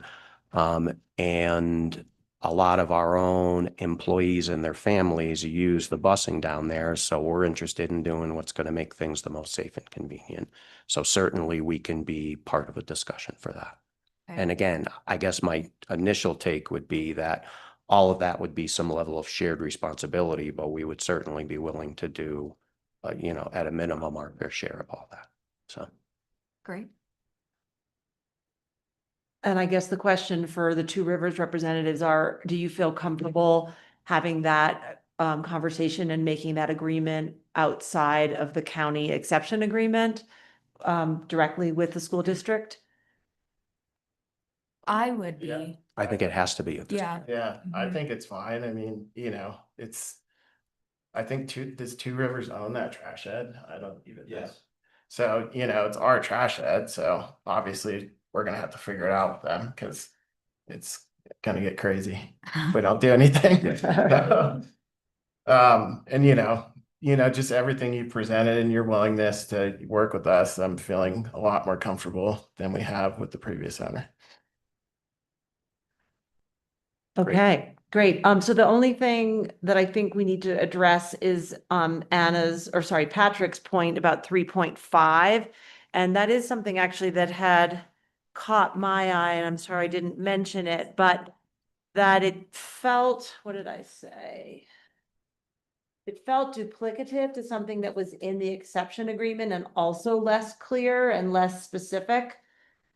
And maybe I can find where that was.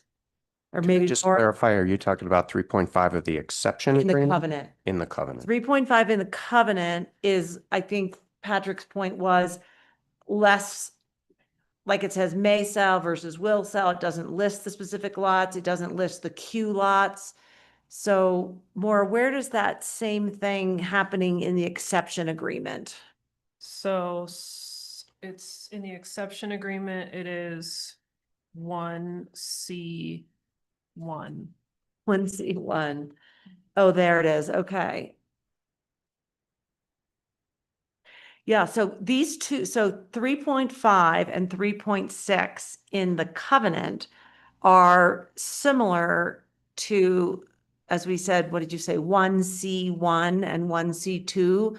Is there a reason they are in both places, and is there a reason they aren't identical? So the reason they're in both places is so that the exception agreement only applies to the school district. The covenant will run with the land on these properties. So we want that to be carried forward Yes. For future owners. The reason they're not identical, so we just took what was in the TSG covenant and Right. basically substituted school district. Sure. So we didn't tinker with other provisions, but hearing these concerns, I think we could certainly work with the school district to make 3.5 be basically exactly what's in the exception agreement, because I agree that 3.6 is more clear in the way it's written Yeah, with what must be sold okay. and by calling out the specific lots, whereas 3.5 is a little more general. Okay. And that the clarity of may rather than will, because that language is pretty Right. it- Yeah. subject to interpretation. Yeah. Okay, I am with John, like we'd like to get this done today. Isn't that what I heard you say? Sure, and I'm willing to make a proposal on language change. Sure, and I was just wondering, we've been sitting here for a little bit. I wouldn't mind taking a break. Would it be appropriate to take a break and have Maura and John draft that revised section 3.5 for the covenant and K, and then come back, or do you want to just do it on the fly? To me, it's a couple of changes and we've already talked about them. Okay, But Maura? I don't want to be. Yeah, feel I ready? think we could make like an oral motion. I could suggest with the revisions as follows. Okay. Like if you want to adopt the covenant as revised, Mm-hmm. ... and I can Yep. speak that out for you. Okay. Um, Why don't but you- yeah, if you want to take a break, I can type out what 3.5 should say. And with John's agreement, yeah. And we know for 3.6, it's just going to be getting rid of the second and third sentences, right? Okay, why don't you guys do that? I just think it's easier to have it in writing and make sure you both have a moment to like look at it and digest it. So let's just take a 5-minute break if everybody's okay with that. So we can get that done. Does that sound reasonable, Galina? Yeah, thank you. I think that's Okay, fine. so it is 11:04. Well, actually, how long do you think you need, Maura and John? We'll give you as much time as you need. 5 minutes, it should be Okay. plenty, yeah. So let's come back at 11:10. Sound good? Okay, let's pause the recording and pause. Okay, thanks.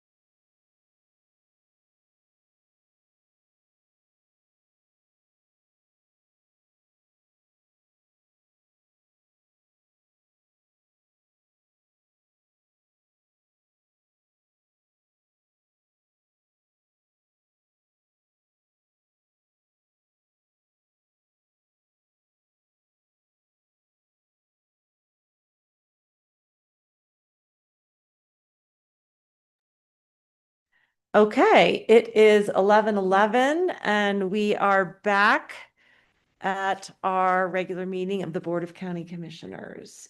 We paused briefly for our in-house counsel, Maura Fahey, and the superintendent of schools, John Pandolfo, to revise section 3.5 of the proposed covenant agreement. And you guys are both in agreement? And 3.6. And 3.6. Okay, thank you. Would you like to read those, or do you want to do that when we're ready for a motion? Why don't you read them? I can read it now and Yeah. then we can formally do it when you're ready to make a motion. So 3.5 would be revised as follows. So it would say, except for the duplexes built on the SV lots, SV 110R and SV 120R, which the school district shall sell to any qualified purchasers. The school district shall be permitted to rent or sell at its sole discretion all duplexes and triplexes it builds as affordable housing on lots Q4R, Q5R, Q32R, Q33R, and Q34R. And those are the changes for those. So adding the specific lots for SV lots, changing may to shall, and adding the specific Q lots that may be rented. And that takes care of all of the duplex and triplex lots. Correct. And then in 3.6, we would strike the second and third sentences, starting with however, if the school district is unable to sell, and ending with the provision about a minimum 1-year lease. That's perfect, I think. Okay, any members of the public want to weigh in on that? We all good? Okay. I'm just double checking that nobody online wanted to speak to this. I didn't see any hands earlier, but if I missed them, I do want to provide that opportunity. And we have an additional member of the public who has come. Would you like to say anything, add anything, or has it been covered? Covered. Okay, good. It sounds like we might be ready for a motion. And it's two separate motions, as I recall. We have back to the agenda, item 8A1, and then the first part of item 8A2. Are you good to go with this, Galena, or would you like some help from staff in stating the motion that you can then agree to? Because I bet you Maura could make Yes, this motion. there are sample motions in the agenda memo, and we will just revise think the that's- second one. We would just revise when you get there.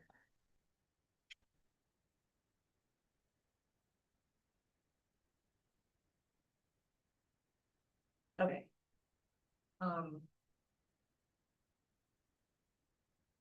So the first, For the second one, we would just add, with amendments and to, so when we get to that motion, I could restate the proposed amendments and you could move to adopt as amended.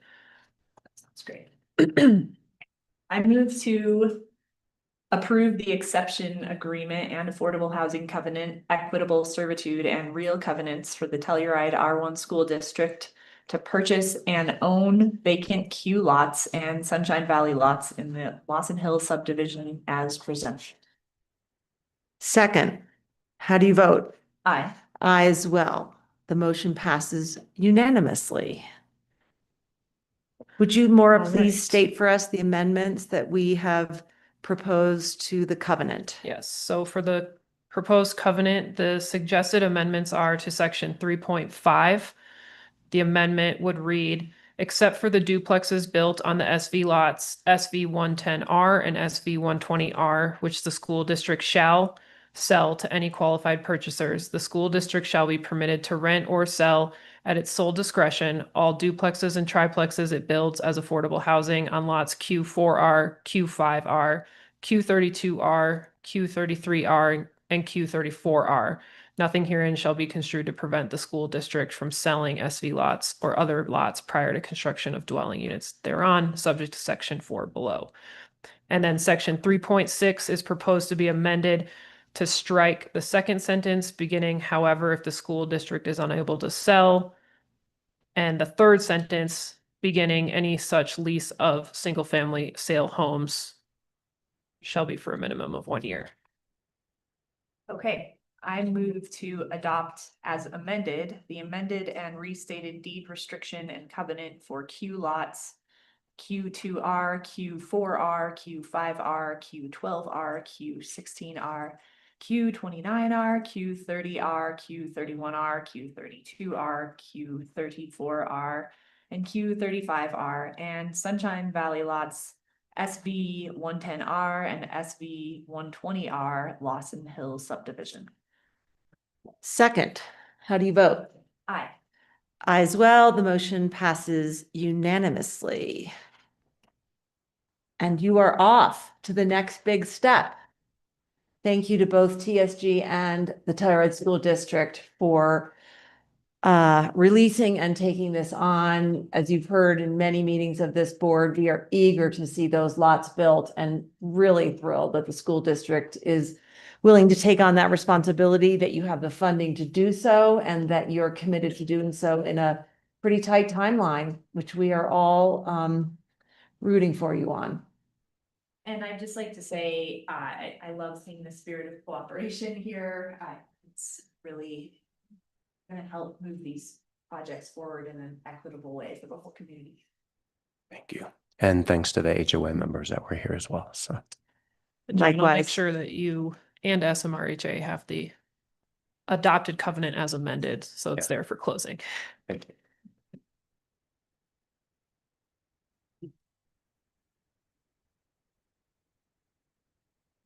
Okay.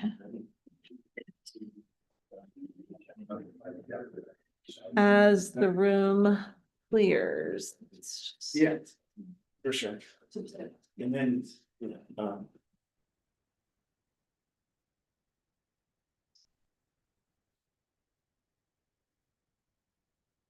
Okay, Thanks, Kim. I'll just mention, because I think this conversation took place before we started recording again, that sixth and final TSG single family home will close today. So that's great news. Moving on now to item 11A, Department of Human Services. The Board of County Commissioners is now sitting as the San Miguel County Board of Human Services. And with us, we have Linnea Edwards, Director of Human Services, to address items A and B, which we will get to. Hi, Linnea. Good morning. Good morning. Yeah, so this morning I have brought you guys two packets of financials. So had to push a month to this meeting. And so you'll see our April and May and June financials. Again, our closeout is as of June 30th, and so they're working on state closeout. We did learn that balance of state counties, which San Miguel is a balance of state county with the human services, that is for sure in our child welfare. Every county in balance of state is covered. So that was very exciting to hear. And then they're working on that closeout piece for the rest of the CDHS or the human services and HCPF financials. And we'll get those probably maybe another 15 days. I think we'll probably see some closeout information coming through. We have gotten our allocations for the next year. So for our next fiscal year, they're looking through them. They're all about the same. We did get an increase in some HCPF funding for admin, kind of across the state. And so those things will be worked into our budget where we can. Admin is always, our HCPF and CDHS admin lines are always overspent of our allocation.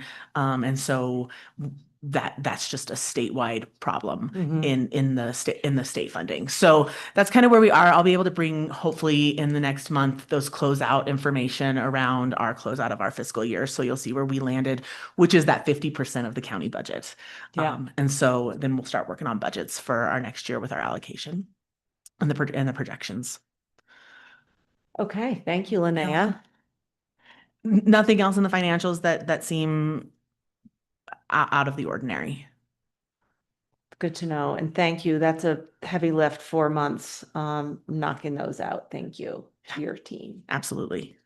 I think we are ready for a motion. I'm sorry, unless you have any questions, Galena, on the financials? No, I don't. But thanks for that presentation. Yeah. And yeah, as Ann said, for that pretty quick turnaround, 4 months of Absolutely. crunching numbers. So sorry, bear with me for a minute here. I move to approve the chair's signature on the Department of Human Services balance sheet, April 2025 and May 2025 earned revenue and expenditures. April 2025 and May 2025 expenditures through electronic benefit transfers. May 2025 and June 2025 check register for the month of May 2025 and June 2025 county allocation. MOE report, April 2025 and May 2025, and the 2025 caseload. Second. How do you vote? Aye. Aye as well. Those financials are adopted. And now on to 9B, approval by the Board of the Department of Human Services 2025-26 Child Welfare Year 2 Core Plan.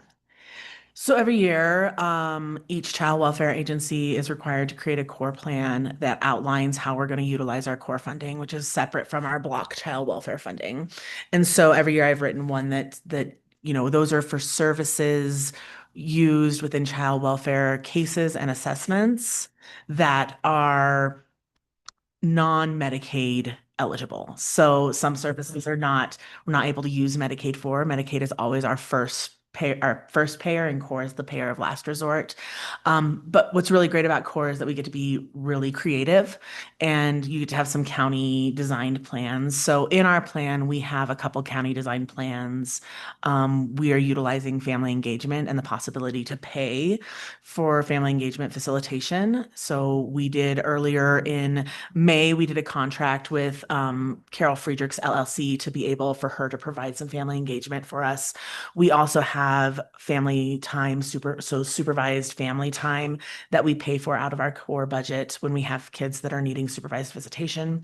And then we're also using our county design plan to pay for some MST, so multisystemic therapy, which is a very expensive in-home therapy for families struggling, usually with out of control behaviors. And so we're hoping to continue to bring that service to San Miguel County and to our region, the West End, Ouray, and San Miguel. We're trying to help through core services and core funding, make sure that families are receiving that service when they need it. We can use core funding, like I said, in an assessment, in an ongoing child welfare case, and in a prevention case. So those prevention cases are usually tied to our involvement with our collaborative management program in San Miguel County. And so we're able, when collaborative management has a service that they need a family that collaborative management can't afford, or it's not Medicaid, they can come and request for child welfare to help pay for that service through our core services in a prevention manner.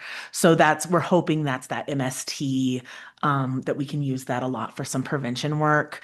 And then everything else in that core plan is standard across the board, across the state. So things like substance use and regular mental health treatment, day treatment, all those things are things that we have to say we would put a percentage of our core funding towards. Even if we may not have it. So like a day treatment, we don't necessarily have a specified day treatment in our community, but if we did, we would put X amount % towards that if we did. So with this signature from the chair, it would go back to our prevention and core services team at CDHS in Department of Child Welfare for their approval. If they are seeing any discrepancies in it or need to change anything in it, they'll send it back to me. I'm not thinking that the wording will be an issue. It could be some of the percentages or some of the cost codes that they'd be questioning. And so if that happens, I would let you guys know that, hey, they sent it back. I made some changes. Here are the changes, and we'll move forward with the approval. This is a joint core plan with Ouray County. So we kind of pull the plan all together they're the same services pretty much for both counties. And so we do it as a joint core service. Each county has their own core allocation that is pulled out of, so it's not a joint allocation. So we would use the San Miguel allocation for San Miguel services and the Uray for Uray services, but the plan is a dual county. Thank you for clarifying Yeah, that. absolutely. Yeah. Any Terrific. questions? No, not from me. Just because I'm still learning. Yeah. And this 80-20 allocation percentage, Mhm. 100% allocation percentage, Mhm. you know, that codes 17XX for the 80-20 and 18XX. Can you help me understand that? Absolutely. So our typical allocations from CDHS are an 80-20. So 80% of the cost is through our allocation, 20% is through the county. So the county covers that 20%. There are certain services through core that we can use 100% of core funding. And so our core comes in that we have, this much that's 80-20 and this much that's 100. And so some of it's specified, and I've specified it to certain services, trying to make sure that we're using our 100% core funding in a judicious way so that we can then be able to have that 80-20. It'll be available, but like it's kind of like we want to make sure we're using that 100% core first, or as much as possible. So that's why the services look different in that 80-20 pot versus the 100% pot. And some services cannot be 100%. So that's why it looks that way. Okay. Yeah, you're welcome. Okay. I don't think I have any other questions. Okay. But I wasn't really understanding that, so thank you. Anything else, Sam? No, it just makes me feel really good that these are the kinds of services that your department is providing for our residents and so forth. Thank you, Linnea. Yeah, of course. Yeah, I mean, I feel that I'm always just saying thank you. When I was reading through this, I don't know if it was something in the air, but I got pretty emotional yesterday. Oh, It's just amazing the work you're doing and the services you're providing, and Well, I can't thank say you. Thank you enough. Couldn't do without the staff that we have and their care for the community that they're working in. we So, know that. They're amazing. Well, on that note, I move to approve by the Board of Department of Human Services 2025-2026 Child Welfare Year 2 Core Plan. Second, how do you vote? Aye. I as well. perfect. Thanks, Linnea. Thank you. We will see you soon after all those year-end financials get wrapped up. Yes. Hopefully sooner rather than right. later. Thank you all. You're so welcome. All right, Star, we are ready for you in 1 sec. I just have to plug in my. No problem. And I brought it this time, Mike. Hey. Jared.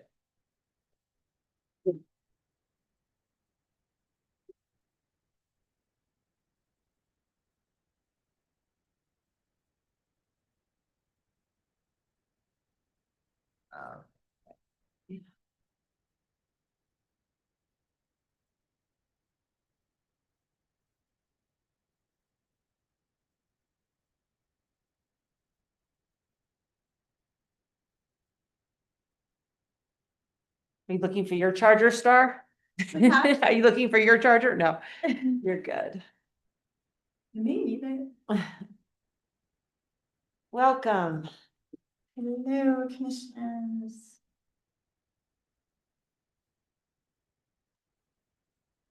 Let's see.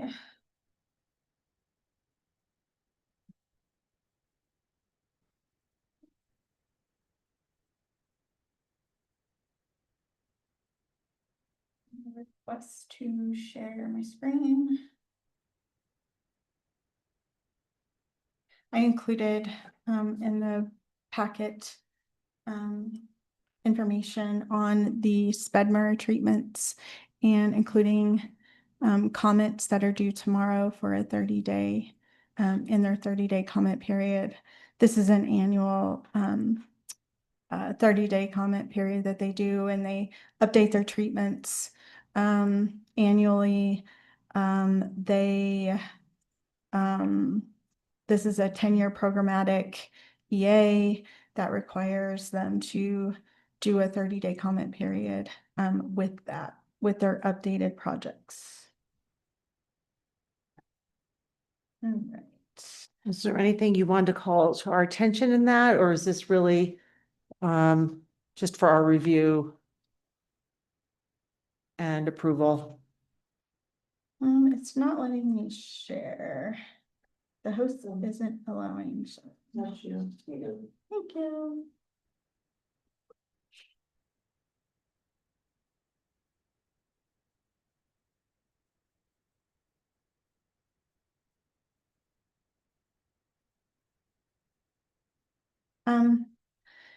This slide is the treatment area, which is the East Beaver. This is 200 acres. Spruce fir. Talks about the type of treatment that they're looking at, desired conditions. And some of the comments and the concerns, lynx, pine marten, spruce beetle infestation. In this area is potential for high weed.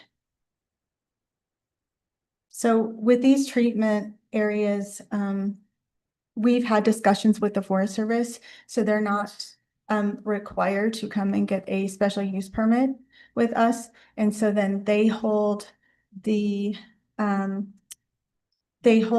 contractor responsible. So we don't have communication necessarily with the contractor, and they don't want that. They don't want a middle person with the contractor.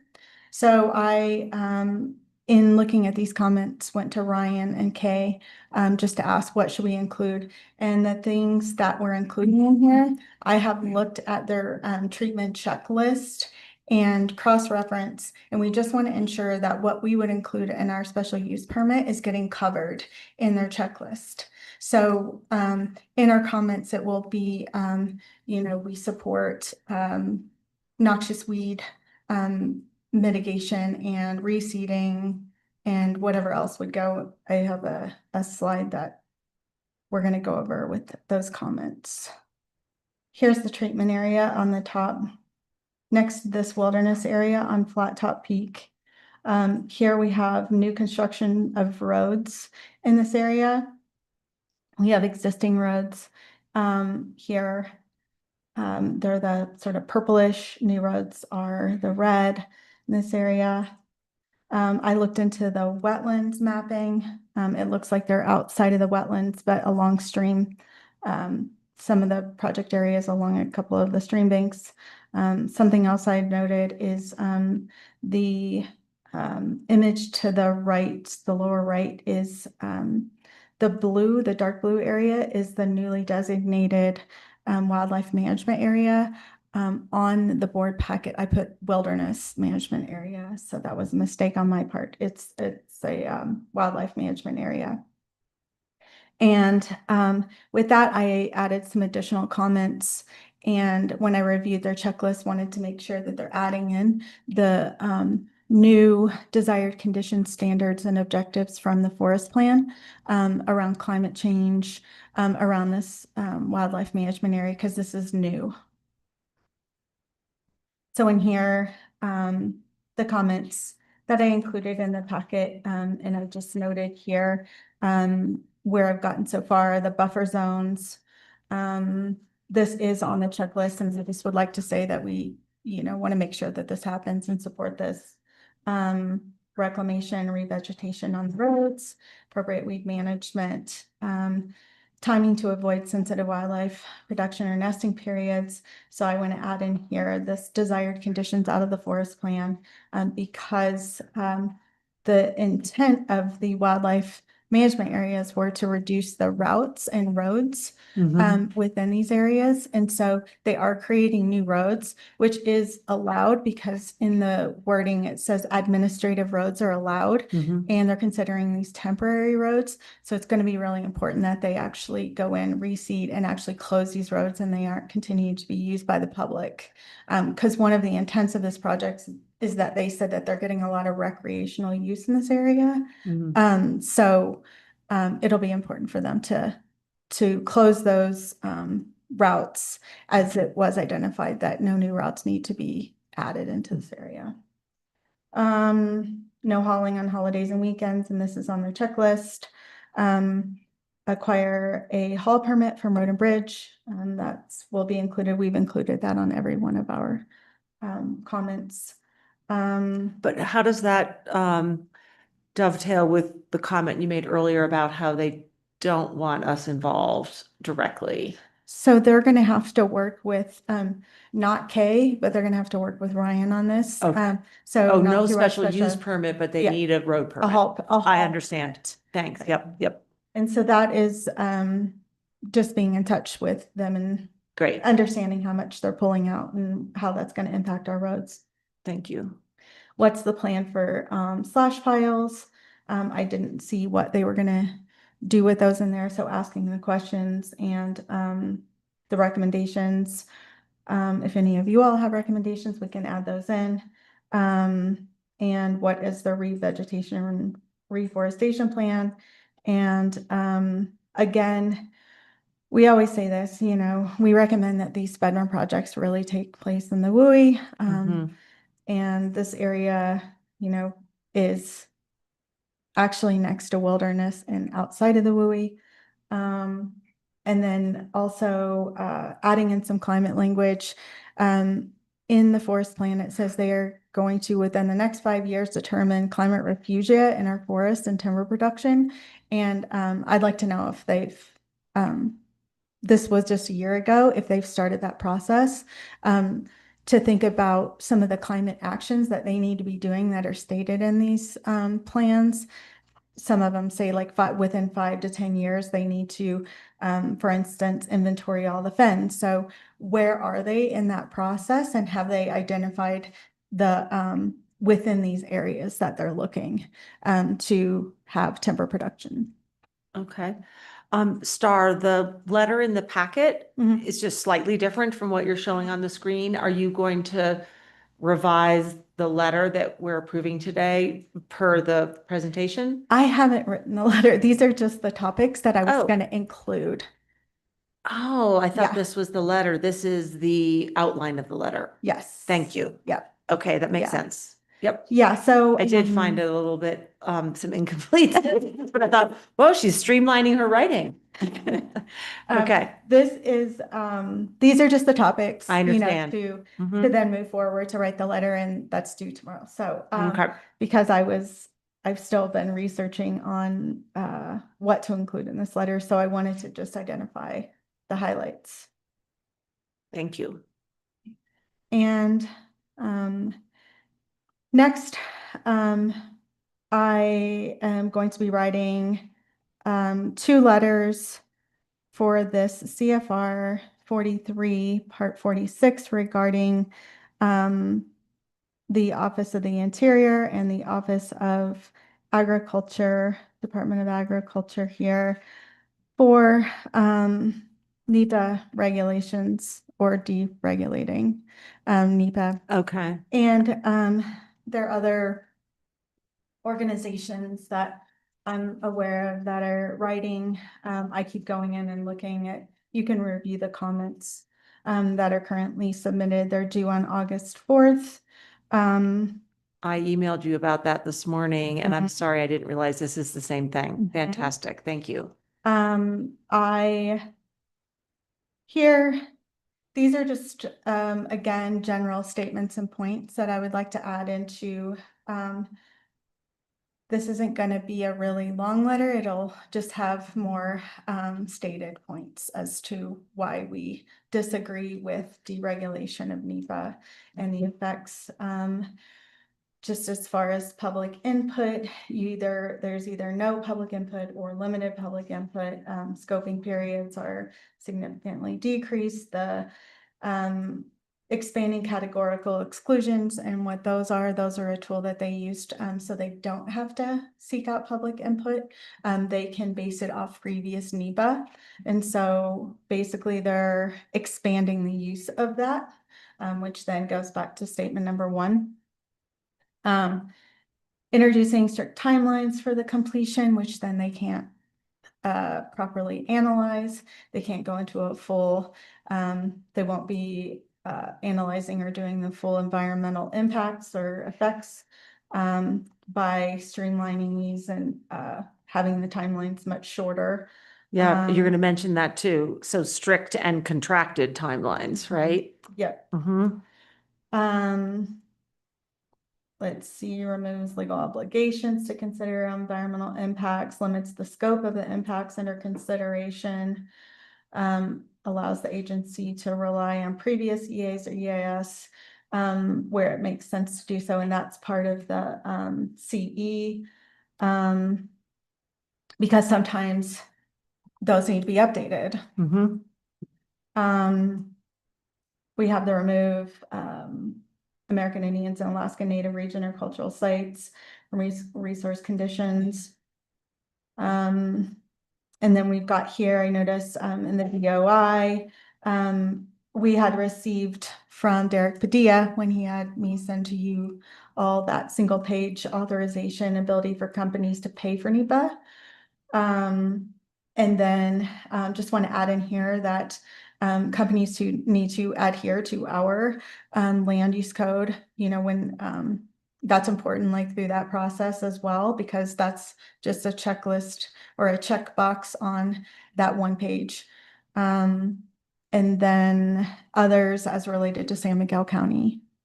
And if the company pays for NEPA, my understanding is that that accelerates the timeline, correct? Yes. Yeah, we don't like that either. Yeah. It would, because typically in NEPA, it would get put onto their schedule of proposed actions. And then that list is determined based off of their staffing and what they have available, you know, to be able to process those, environmental assessments. It's not unheard of that, people actually, do this in other instances as well. It's not necessarily paying it off, it's just helping with the time frame, Okay. if they don't have staff. So these projects basically go to the top of the list. If they have the ability to provide that, I would say. Maura, do you have a idea of that, to answer that question? What's the or more? question? Sorry. If someone paid off, if they paid privately for the NEPA within this, would they, be moved to the top of the list? I don't know. how I could look into that. Agencies would treat that. I think that would be an overstatement to say they're to the top of the list, but I have heard from Megan and from her service to PLM reps. That if we, for instances, and things that we've discussed with them, if we wanted to pay for the NEPA, that would accelerate the review time frame drastically. Because the work just gets done by a contractor Correct. as opposed to waiting for their staff to be available. So I think in this, I'd have to look at they're putting, a specific cost on this. Because like I said, that this is something that they already, implement. But I would have to look at more information on that. I don't have that pulled up, the exact language, but it was in that memo that, that Derek sent as well. There was a specific cost with that. And then I did include this, from that email, just additional, what was at stake here in the NEPA, and then what we would lose,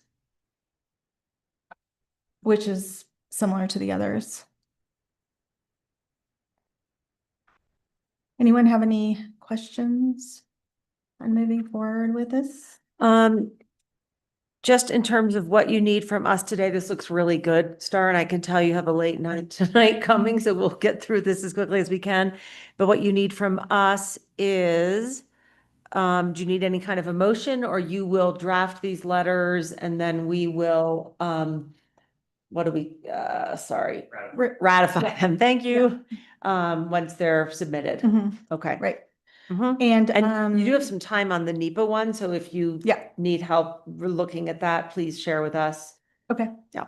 Do you wanna talk through the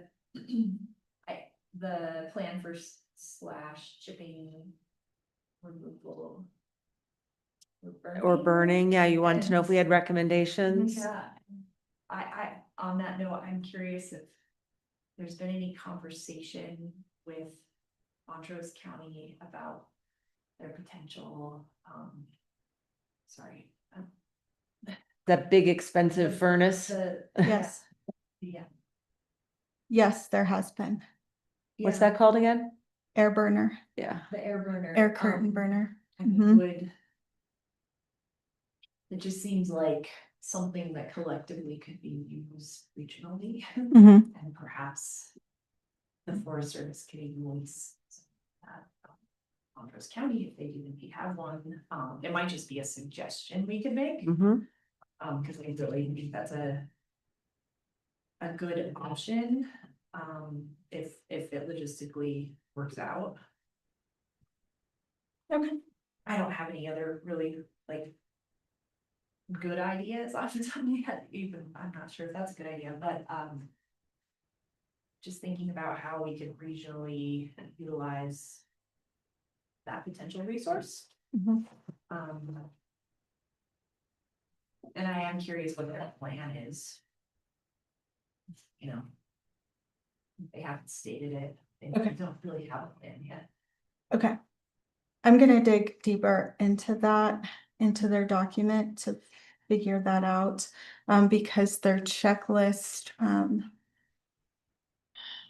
they're gonna provide us with the checklist, so they'll provide information on the wildlife, on wetlands, and when we've had conversations about these specific treatment areas, and that those conversations were between Megan Eno and Kay, myself, and Amy Markwell at the time. And they said, what do you need to feel comfortable us not having an SUP? And so it was provide us your checklist with that you have actually gone through and identified all of the all the resources that we have in our special use permit that we would review, the resource protection or wetlands or whatever that may be, and that you've done your due diligence in that case. So, and then the acquiring the hall permits. So the checklist that they provide is a blank in these documents for this 30-day. It just shows like what they're gonna do, but it doesn't have the specific. We can set a meeting with them and talk to them about specific things too. So if I don't see it in there, it's a conversation too, that if I ask the question, that they'll probably come back and give us a response to if I don't see it in there. And I have more information on that air burner at the end of this too. So, yeah. Well, yeah, I think that all the comments you brought up are extremely valid, and thank you. Or just going through that with fine tooth comb. Okay. I don't have any further questions or comments. Okay. All right. I wanted to just go over, just do a update on the climate action planning. I, this week, am finalizing the contract for the EV chargers. And that will come to you all once it's ready, once they've submitted, I think their documents, their COI, et cetera, will come to you all for signature on that project.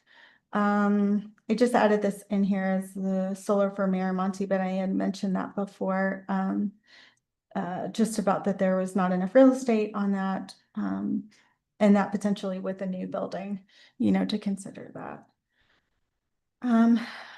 Recollect is a recycling webpage that once it's finished, we're all going to have the town of Telluride and Mountain Village and the county will have. And this is like a game website for people to understand what they can recycle and what they can't recycle. This is still in development, and once it's ready, then we'll put a link to it on our website. The e-bike station feasibility, that is in the contract phase of hiring the company that's going to do that feasibility study. That's Town of Mountain Village and Telluride and Lawson Hill for us. Office composting is complete. Thank you, Star. Yeah. Yeah.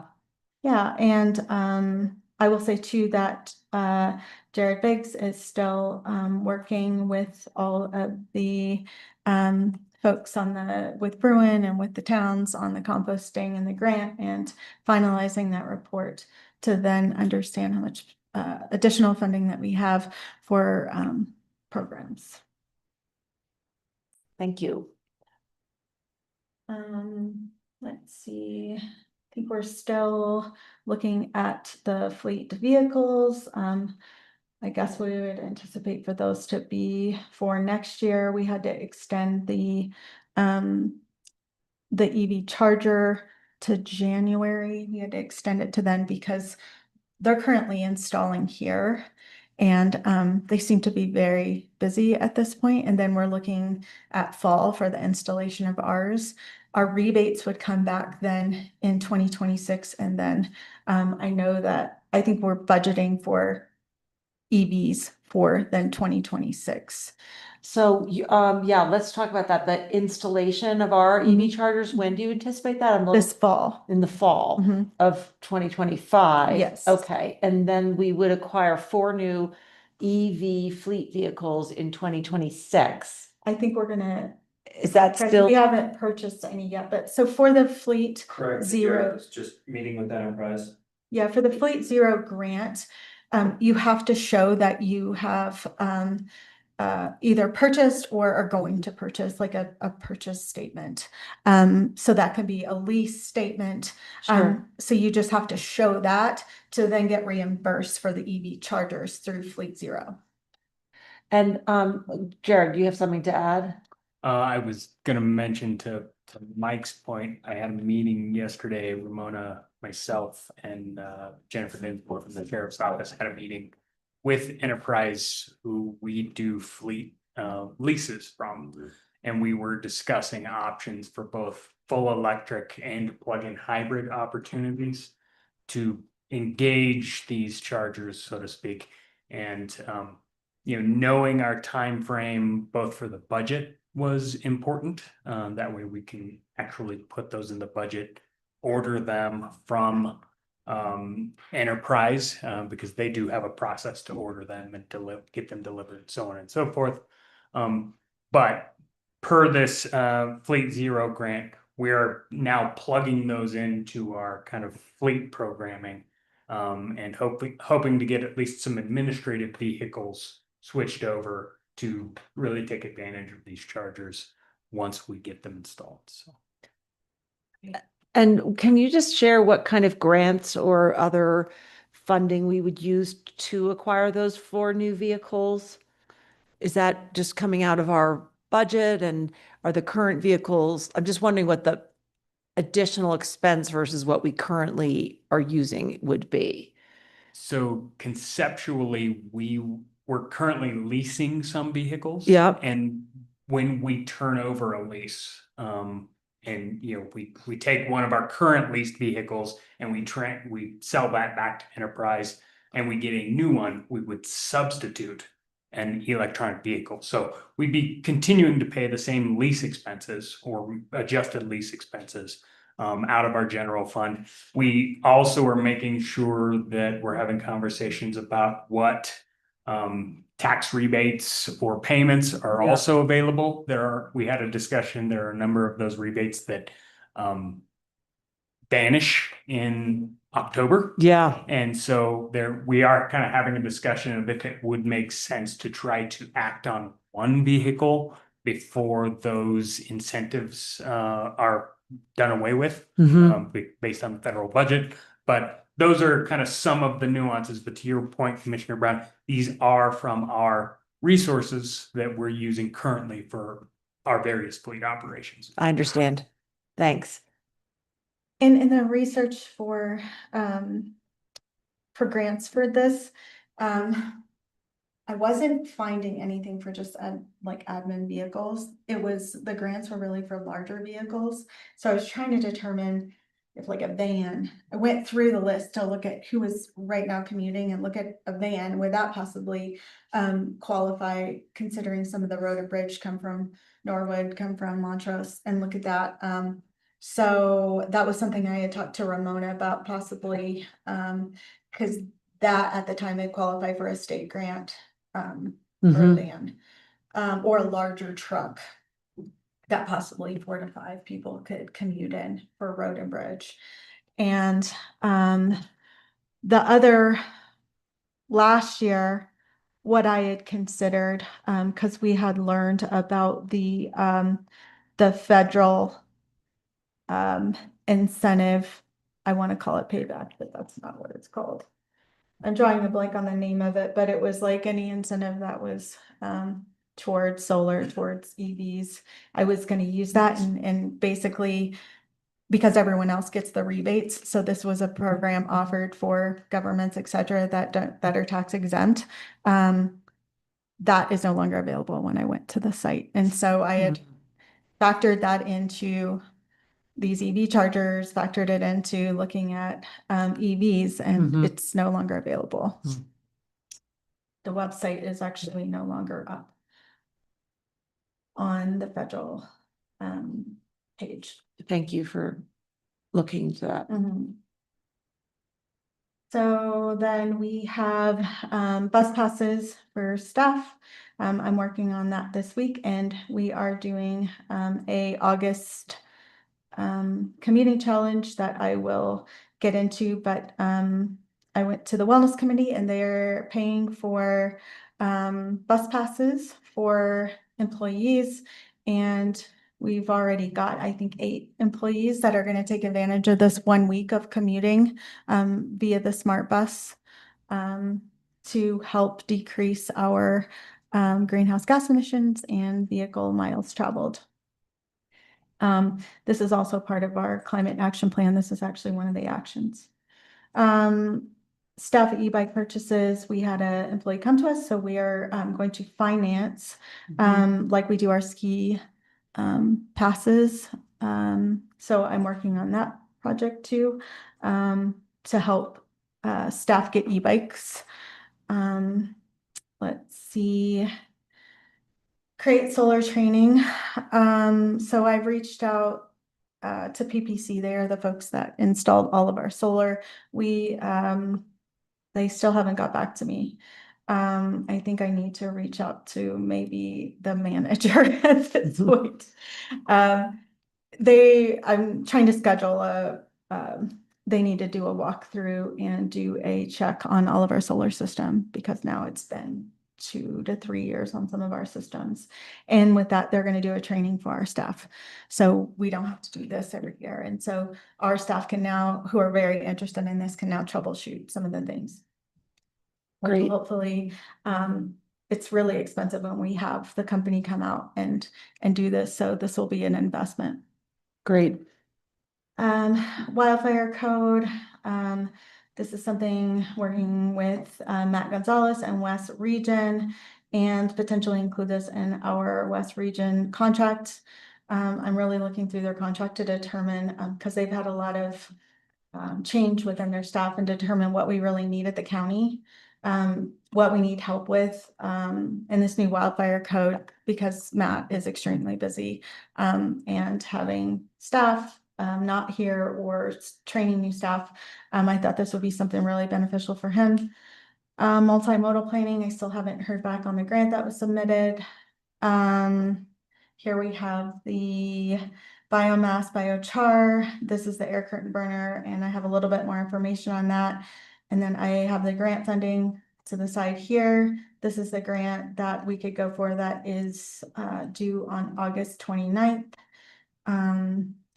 See, we've implemented the Green Grants Program. I'm attending those meetings, and so is Commissioner Waring.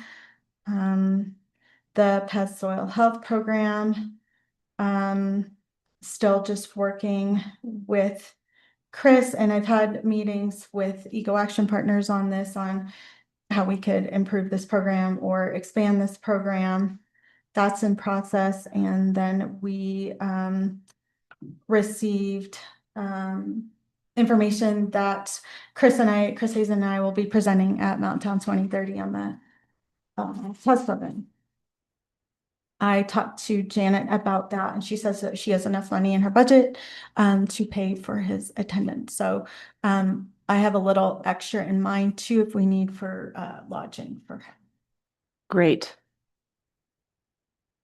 Something else that I have been looking at, and I'm not gonna go into too much detail with this. I will come back to you all with this mini grant for a compost drop-off site in Deep Creek.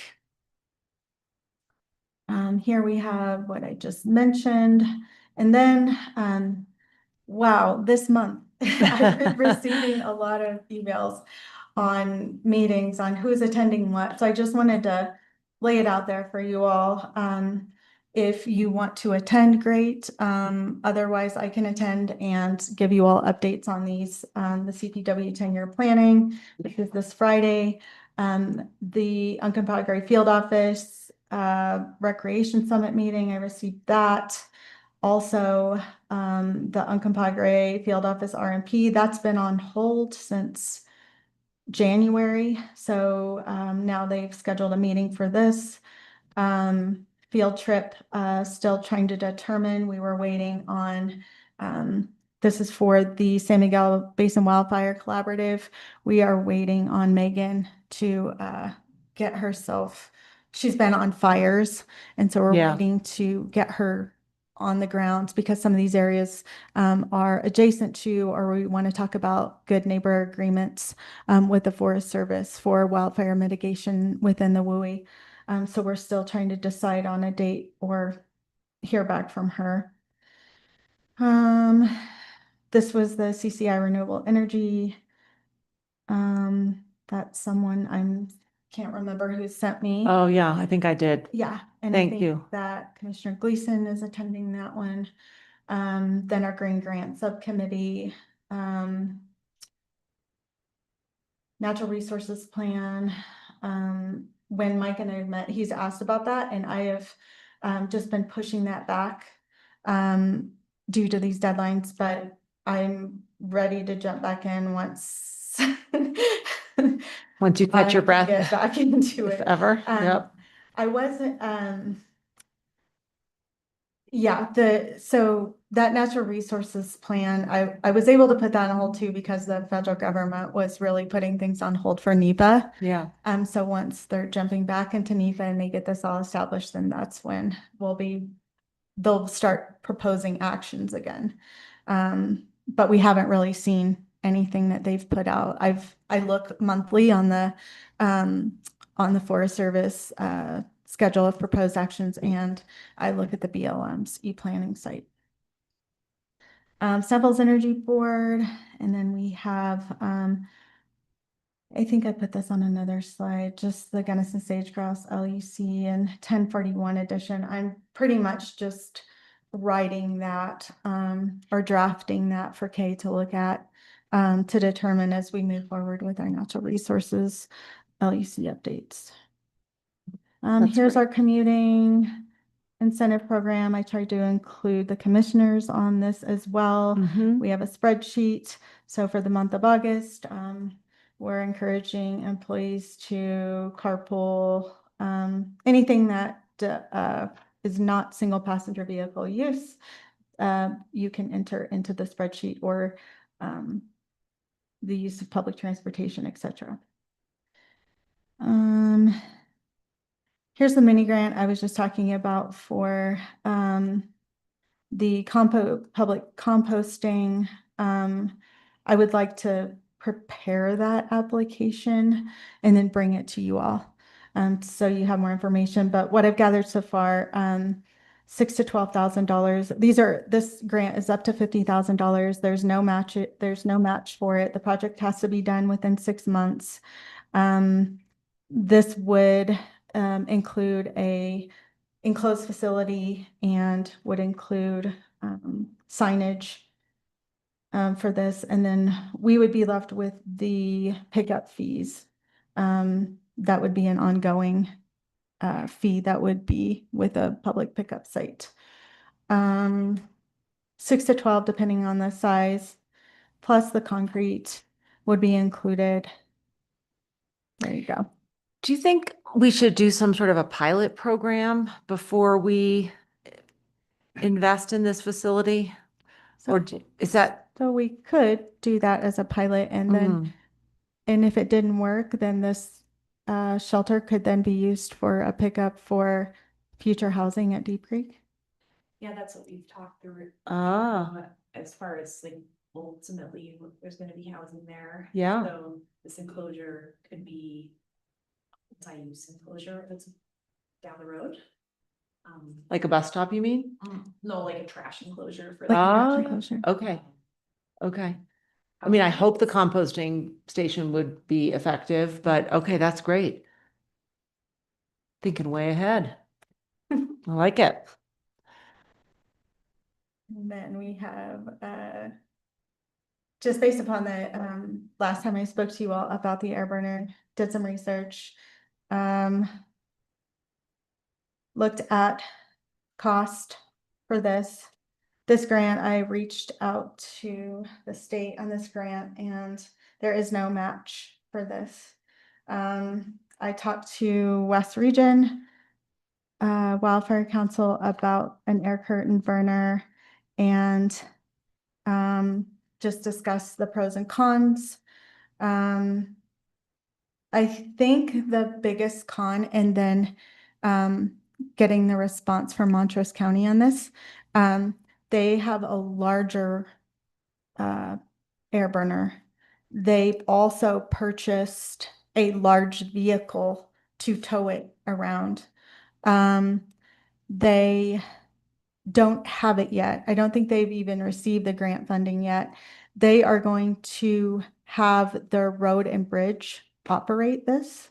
This is the thing that West Region said, that you need a person to get trained, which then I contacted the company and they said they do 2-day trainings or provide you with training manuals. So they, that we would need really dedicated, probably at least a couple people to be trained to run this machine. I also reached out to Megan Eno twice to ask, say, because I said, we've included this in our comments multiple times. This is something you guys could, you could have your staff, but they're going to have contractors, on site. They're going to hire and like could be different contractors for each of their projects. So then those people, we'd either have to send out a staff person to run it on site, or they would have to have someone either at the Forest Service or their contractors to do it. So that's a little bit of an issue with this, is that a dedicated staff or any trained professional. So whoever they contracted would have to be trained for us to say you could use this out on this project or something. So the maintenance cost apparently is also an issue with these. I don't know what that cost is, but and I'm sure that would vary depending on what would be the issue with that. And then there are some permitting requirements based on the smoke of that. And so it would probably require a state permit. Let's see, noise, smoke, and proper operation. So I think we had talked about like, oh, we've got spaces for this, but I don't know that we have staff for Capacity. this. And if we borrowed, something from Montrose County, it sounds like a much larger unit with a truck that comes with it. And so I don't know that they have a plan on how they're going to do that yet. And if they have a staff that would come with that, that's additional questions that we could ask Montrose County. But they haven't even received it yet. So I'm sure they're still in their phase of not really knowing how Sure. that's all going to work. I think it makes sense to stay in contact with Montrose County to see how their process is evolving. I think we could learn from them. How, just Yep. the continued pros and cons as they actually acquire it. And see if they are able to, if they have enough capacity for us to borrow it or rent it or. Yeah. I'll go back. These are, the smaller one was 105, it's like, say 106. And then the char boss, that also provides the biochar is 183. I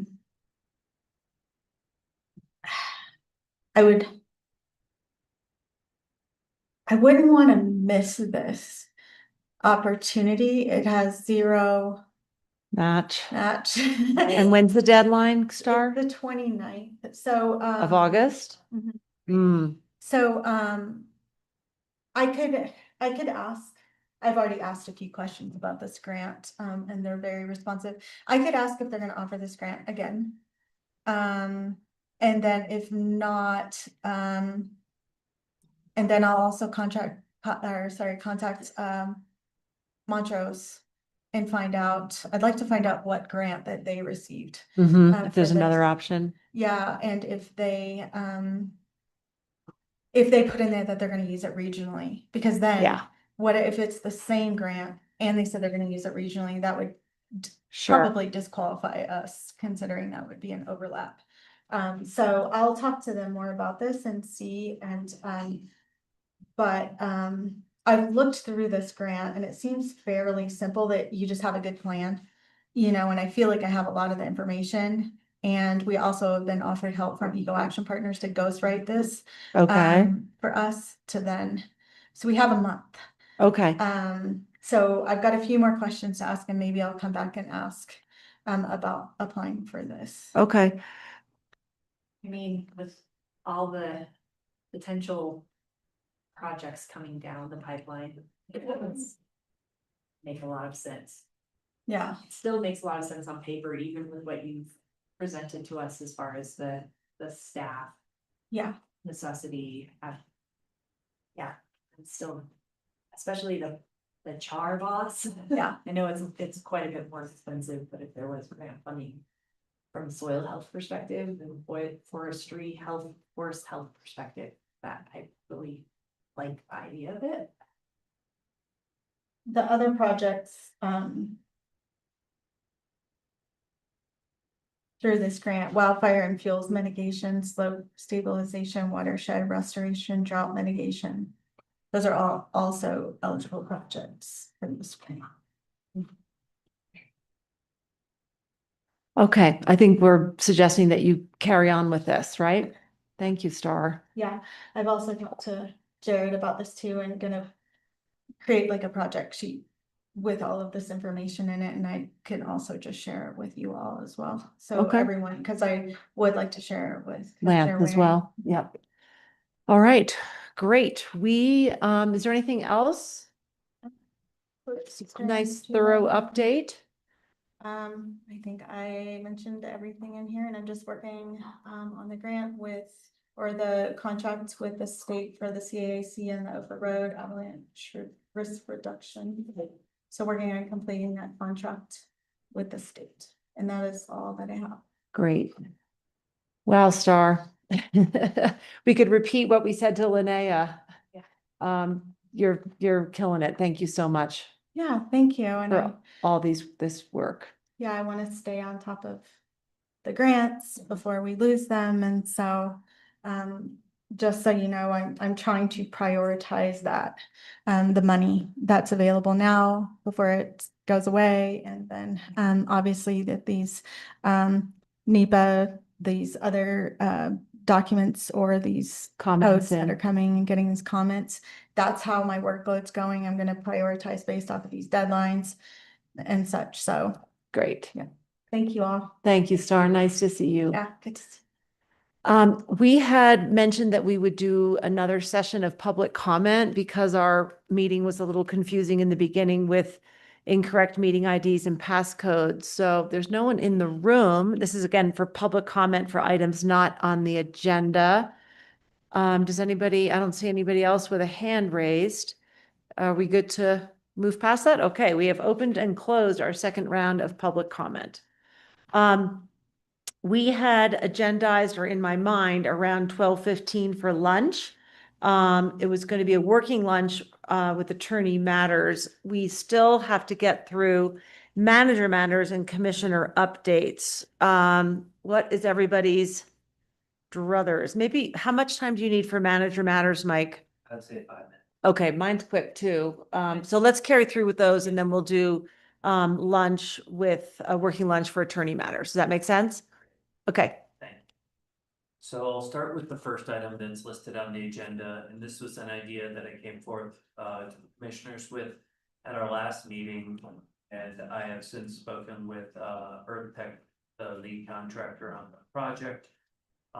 They are going to be starting to mobilize equipment such as excavators and drills up to the site, starting this Thursday or Friday. And then we do expect Nico Services spider drill, specialized drill to be mobilized on Monday to the site. I checked on the status of their engineer plans. And they had not sent them yet. I asked them to push on their engineer to get those submitted. They're anticipating submitting them tomorrow to the Forest Service. And Thank you for staying on top of that, because I remember we had wanted them to get those submitted Friday. all the project manager at EarthTech, at least every other day, most days daily. He did say that a $10,000 incentive bonus for early completion, which would be before Labor Day weekend, Friday at 5 p.m. Before Labor Day weekend, would be more motivating to try and get them to have their crews working 5 to 7 days a week. As much as they are basically available. He did state though that regardless of the amount of incentive, that the one big question mark they have is whether or not the integrity of the rock that they'll be drilling and hammering on is similar to the geotechnical coring that had been done last fall. So I said, if it's holding up and if the area that they're going to have to scale back is representative of the geotech work, they feel confident that they can meet or beat that deadline of August 29. He said, however, if they get into large pockets that are not similar to the geotech report, that is the wild card variable and that no amount of money will be able to ensure that it is concluded by that time. Understood. But originally, just to remind us, we had engaged in a contract with EarthTech, including their bond, EarthTech's, and I should say, and also Access and Motion as joint contractors on the project, including their bond, came to approximately $335,000. With the outside funds of approximately $157,500. That leaves the county picking up the portion of $174,500 in the current contract. We had originally discussed the likelihood that the county may have to contribute up to $200,000 in total for the project. If we were to authorize this additional bonus, this would bring the county's total up to $184,500. So that is the request I'm making to you today, and happy to answer any questions about that. I do not have any questions. We talked this through a bit last week. Anything from you? No, I don't as well. I got updated on this and I guess I'll make a comment that I wasn't sure $10,000 was gonna really move the needle. And I'm glad to hear that it very well may if the rock conditions allow it. So I'm in support of allocating that potential funding. I as well. I think I'm actually ready to make a motion. You comfortable with that? Yep. I move that we authorize a $10,000 incentive bonus for the Tomboy Road contractor, which would be paid should they complete the work by 5 p.m. on Friday, August 29th. I second that. How do you vote? Aye. Aye as well. The motion carries. Thank you, and I'll convey that to the tour operators as I have a standing Friday call with John Duncan on behalf of the other tour operators that use that area. They are all, as you know, very anxiously awaiting being able to book tours. So I think it's we'll continue to update the board weekly. I think at our August 13th meeting, we should know about the ultimate timeline of the project, because they will have had the chance at that point to Do some go drilling. back and drill all of the rock areas. That's great. Thanks for staying so on top of that. Yeah. Our pleasure. Thank you. Just a few brief updates last week. Janet Kask and I met with Annika Christensen about her request for an additional employee for next year for CSU extension. She's wanting to bring on a livestock and rangeland specialist. We had known this when we hired Annika in her role, first as the 4-H coordinator, and then she was promoted to being the CSU extension director, that this was one area that she did not have expertise in. Given the budgetary constraints that we may be incurring regarding our new revenue cap limit, as well as the fact that Montrose County has not increased their amount of contribution to the project. Annika is going to first go and meet with Montrose County. I offered to join her. She thought it would be better if she went alone.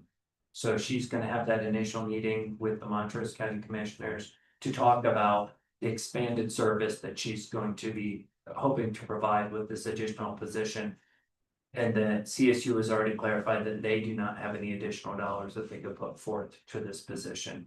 So this would just be an expense borne by Montrose County and San Miguel County. I also asked her to investigate the potential of a contract employee that could be used for these specific requests that CSU gets in the west end of San Miguel and in Montrose counties.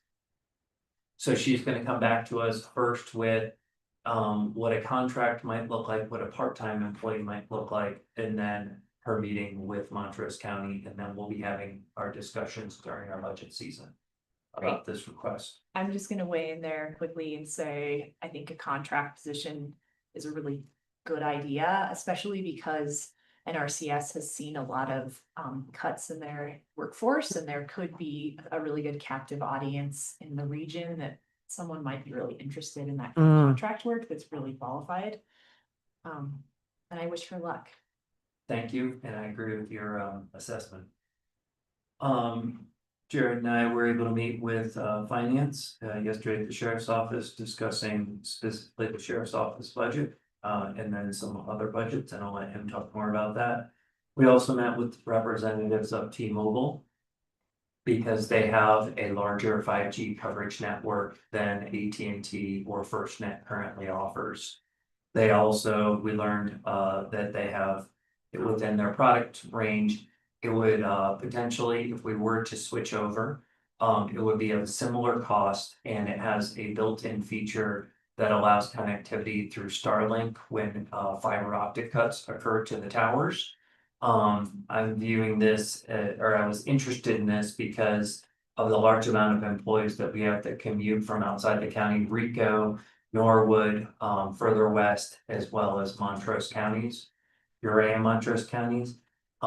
So we'll be getting some devices that we want to try in real time and in our real world applications before we engage any further with T-Mobile, but it is looking positive that we might be able to make a switch that would allow for better connectivity for all of our staff. Thank you for looking into that. Thank you. Today is the first day of our new public health program coordinator, Josie Morgan. We're excited to have her aboard. And thank you to Christina Lambert and the HR department for putting out their newsletter that talks about other new staff coming on board, staff anniversaries, birthdays, and other moments that we'll be recognizing. The county picnic is going to be the afternoon of Thursday, August 7th at the Down Valley Park from 12 to 4 p.m. If any commissioners can join us for that, that would be excellent. But again, you do not have to be there if you have other obligations. HR has also implemented the new Exceptional Service Award that they'll be doing on a monthly basis, soliciting from internal county offices and departments recognition of employees that have gone above and beyond for recognition. Carmen yesterday shared with the board in your editing process a requested letter for our reapplication for our enterprise zone. As you may know, the Norwood Wrights Mesa area is included in the enterprise zone. And there were certain areas like Hinsdale County, which were removed because of the criteria. And it has to do with percentage of poverty and things of that nature. For these enterprise zone tax credits that are given to businesses that expand or relocate in those areas. So I definitely think it is a value add for any of our West End businesses or businesses that are considering locating to the West End. So I would ask you to make your modifications to the letter as you see fit, and then we will ratify it at a future meeting. Next Wednesday, we have a regular commissioner meeting. I know unfortunately Commissioner Gleason won't be able to join us, and we're going to try and keep that meeting short because I know Commissioner Brown also has other obligations that afternoon. Today, our road bridge crew is working up at Alta Lakes to widen and safeten the road. They're hopeful that they'll be able to complete the project today. However, they have made allowance for completion by the end of tomorrow if it ends up being a larger project than expected. And will that road open up as soon as the, No. okay, So that's a request and a conversation I had with Megan Eno with the Forest Service. They're asking that it be continue to be closed except for local traffic for 2 weeks after this repair, because they are doing substantial improvements to their campground infrastructure facilities. That the Forest Service has up near the lakes, and they don't want hordes of people coming and starting to use areas that they're gonna be under construction with. okay, sorry, you said closed except for local That's traffic. correct. So What's there are local? there are some residences Okay. up there. Yep. As well as we know the observatory has guests and events planned. Those will still be allowed to access the area. They just want to keep the volume of people minimal until they're complete with their construction activities. And that is scheduled or anticipated to be when? In 2 weeks from today. Okay. So, Megan Knowles, I would request that we have a really good, clear announcement to the public when Yeah. that is opens, because I know people have just been. They're going to see Really the waiting. road improvements and they're going to assume and. Yeah. The barriers will still be up. We know that some folks have already been driving around the barrier, so we're Oh. working with the Forest Service. Yeah, I think that's a two-step thing, Megan. Then it's like we finish the road repair, but it's still not open to the public. And then because campground improvements are underway. And then once campground improvements are done, that it's open to the public. Yes. Yeah, I really appreciated that you had one up, a notice up about the work getting done. Thanks. Yeah, that's great. Yeah. Excellent, and just to confirm, I did submit our intent to the clerk. Last Friday, the 25th, about a potential ballot question for the November election. I signed the form as the designated election official that was required to the clerk. So And have we agendized when that conversation will happen? no, I definitely want it to be a meeting where all 3 commissioners are back. So I was looking at potentially August 20th. Okay, Does that work for you for that discussion?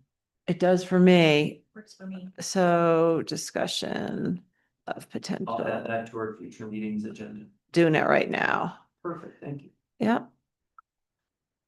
And then the last thing, this coming Monday is our regularly scheduled San Miguel Regional Housing Authority board meeting at 1 p.m. And on Tuesday afternoon, I'll be participating in a quarterly meeting with El Pomar. The focus of the San Juan El Pomar Council is youth serving organizations, early childhood and behavioral health. So I'll be having conversations with some of our local providers to see if they want to make larger multi-year requests. Bright Futures is in the 3rd year of a multi-year funding request where they've received money from El Pomar. They also recognized their staff as well as rural homes at their last annual meeting last year, but If anybody has early childhood funding requests and or youth mental health focused requests. This is not necessarily mental health in general, but our council has deemed to or decided to focus on youth in particular. Please don't hesitate to reach out to me.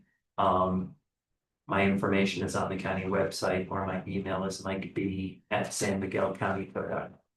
Mike, what comes to mind for me immediately is the shed. Have you spoken to? Some small amount of funding for the shed as well as for undocumented services through public health. Where there might be knowing that some of the federal funding has been reduced for undocumented residents. There was $10,000 that went to both of those organizations from Elmham. Fantastic. But in terms of the multi-year grant, will you reach out to the shed and True North and, Yes. you know, if, I'm sure you know all the organizations that are, might be eligible, but you could also check with the foundation, Tarry Foundation, because they are so in tune with what all the nonprofits are doing and what their needs might be. And it might just save you a step to do it through them. That is a great idea, and I already had the shed in True North on that list. but Great. I'll definitely speak to the foundation folks. Thank you. Okay. And Commissioners, I know you're poised to get into a working lunch. I know you might be choosing to go forth with your updates. But I would, if you want to pause for 5 minutes and get your food and then do all that you can, or you could blaze. Power through. I'm kind of inclined to just blaze through. I am too, and then we can let the public know that our next step after getting our lunch is to go into executive session in case they'd like to drop off. Go for it, Galena. Okay, Yeah. on the 23rd, I attended the monthly Compagre Medical Clinic board meeting. They're just, the UMC is just doing ongoing fiscal planning to brace for the Medicaid cuts coming. And conversations came up about how Medicaid will be allocated at a state level and ultimately what will be required of counties. This is less of a update, more of a question to staff. If we have received any kind of communication or updates as to what that might look like at an administrative level for counties with this new change of structure to Medicaid, moving to the state level. So I can email you all with more information, That but would be great. I don't have knowledge of how that's going to affect us yet. I yeah, think we're all kind of bracing. right. I think that's something that Linnea will probably be sharing with us. And there are definitely going to be impacts because we know that the administrative cost, the share of administrative costs that the feds pay is dropping from like 50 to 25%. We know they have more requirements for work, proving that you're working and Right. double, yeah. So it will, but I don't know that we know the dollars yet. Yeah, well, the clinic's trying to just Yeah. stay ahead of it and just even figure out how they might be able to help on their end. Oh, that's amazing. And then the behavioral health strategic plan was an agenda item, just talking about their contributions and feedback to that. And just wanted to kind of update you, that's on their radar. And then this is not really specific to the county because there aren't any Planned Parenthood clinics in the county, but Planned Parenthood stopped accepting Medicaid, which is approximately 25% of their business. So this may increase patient load at San Miguel County Health and local clinics for some of the services that they offer if there are any county residents going to Planned Parenthood. And the reason they stopped accepting Medicaid is because they're no longer allowed to take Medicaid, or Medicaid is no longer allowed to be paid to Planned Parenthood. Yeah. So that's my UMC update, really. I attended the County Board of Equalization hearings. I mentioned that earlier today. It was extremely valuable listening in and just glad I took the time to do that. On the 25th, I participated in another West End Vision Project community outreach. I was a ice cream social and I helped facilitate discussions on managed and meaningful growth and vibrant community character. To date, that 700 residents have given feedback on the project. And the next steps are to develop an action plan and then ultimately adopt the plan by at the latest of January 2026. And the team there has a desire to present the outcome of the project to the BOCC before adoption. So when it gets closer to the time, I'll certainly ask. Get on to the put that on agenda. Great. Yeah, but they're really happy with the progress of that project and the engagement with the community. I went to the rodeo on Saturday. It was, I think, the most highly attended rodeo day to historically. That's not sensual, but it felt like that. There were a lot of people there. It's great. And then yesterday I participated on the promotions board hiring panel for the sheriff's office sergeant position. And then tomorrow I'll be attending the emergency and disaster consideration for executives training through Colorado Department of Homeland Security and Emergency Management over in Ouray County. Ah, good for you. Yeah. Alrighty. Last Wednesday, I attended a meeting for the Collaborative Action for Immigrants. And that was the first time that our new sheriff had met with that group. And it was really a wonderful meeting. I think everybody, as the immigrant community and leadership is getting to know Dan, they feel really good about his approach and his just character and everything else. It's really, it's been wonderful.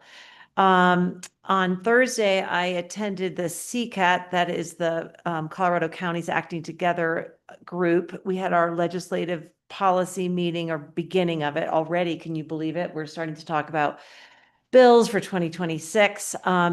There's speculation, I'm sure you've heard, about a special session of the Colorado legislature this summer to potentially address the impacts of the One Big Beautiful Bill Act.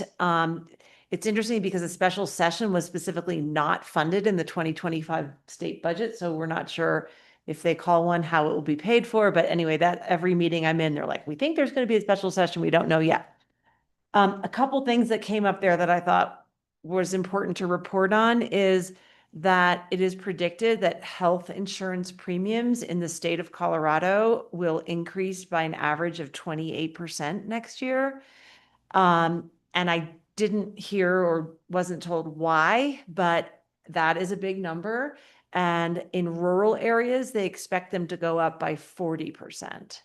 And maybe this is in anticipation of the Medicaid cuts and recognizing, I don't know, I don't want to speculate, but that is what is the word on the street.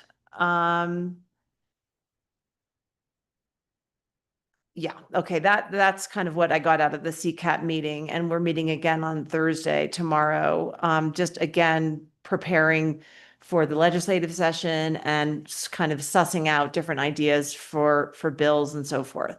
On Friday, I attended the CCI, which is the larger counties association, Colorado Counties, Inc., their legislative policy meeting to review dozens of member proposals for the bills.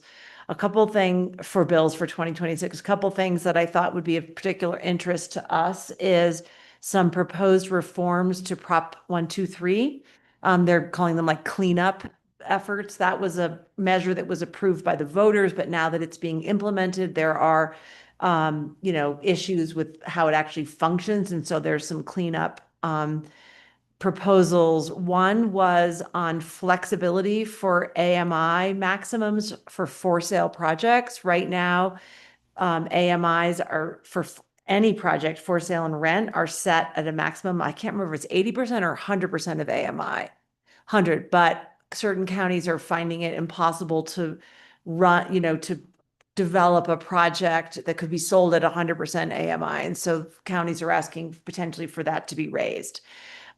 There's also something about the counts, which are required by December of this year, I think. And I believe they were talking about allowing double counting of projects between counties and municipalities because they are so often joint projects one way or the other. I really was listening hard to see if it was just talking about counties being able to count municipal units and vice versa, but I think it's actually request for double counts. Of course, this wouldn't apply for this immediate, the first time we have to provide accounts, but going forward.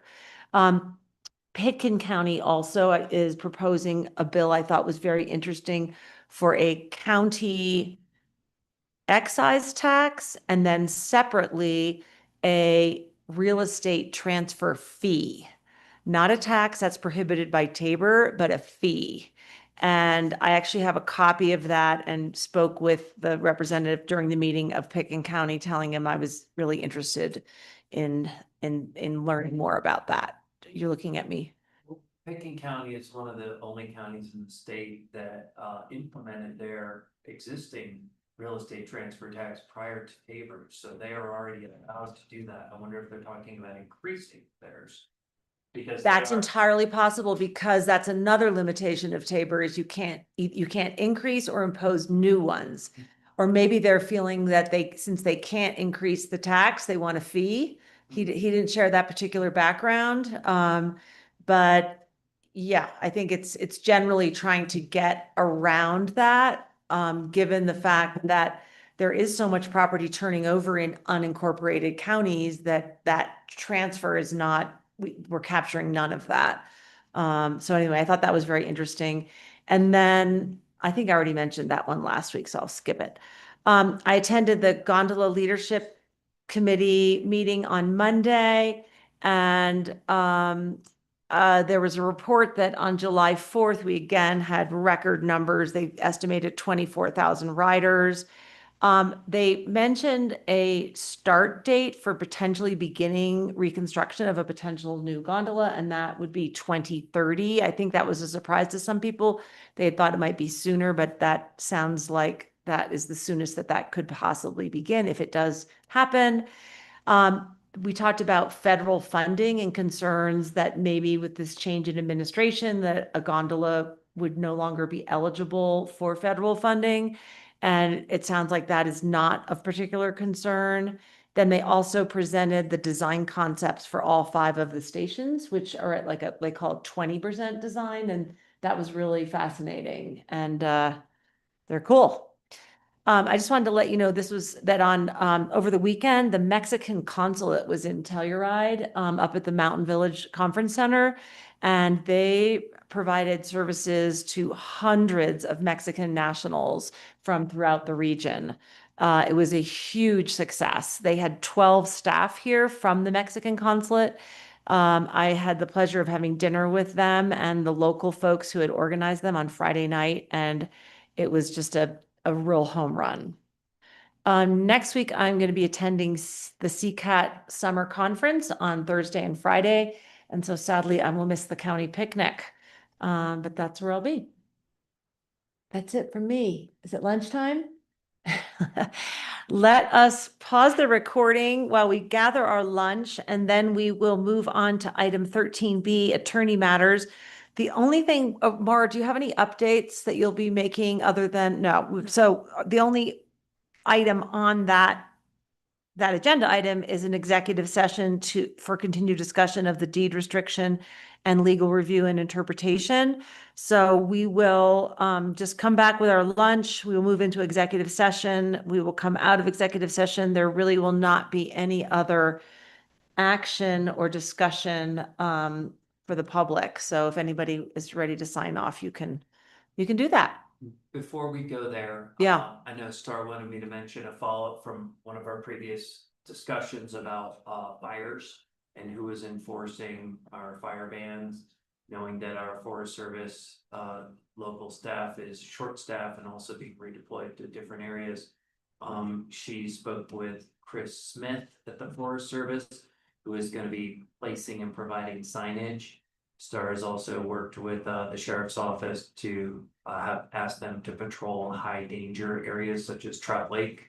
And so thank you to Star for working with those partners to try and keep us safe while we're still in our stage 1 fire ban. Thank you, Star. Jared, did you have anything you want to add? No, I guess the only sneak preview I have is we kind of talked about a couple of the things. We'll be bringing some more information about our new 5.25% limits and our class and comp study. Both of those are going to intersect in this coming year's budget and be a challenge. When do you so- expect to have that conversation? Well, it will begin During in the earnest budget during cycle. our budget cycle. I believe that we are trying to schedule Lori Graves' presentation of the class and comp evaluation to the Board of Commissioners. I think the second meeting in September. And then we'll be I see having that. budget discussions throughout, but we'll be bringing some of those challenges to the table. That way we have big picture view of Great. what our coming budget will look like. So. Appreciate that.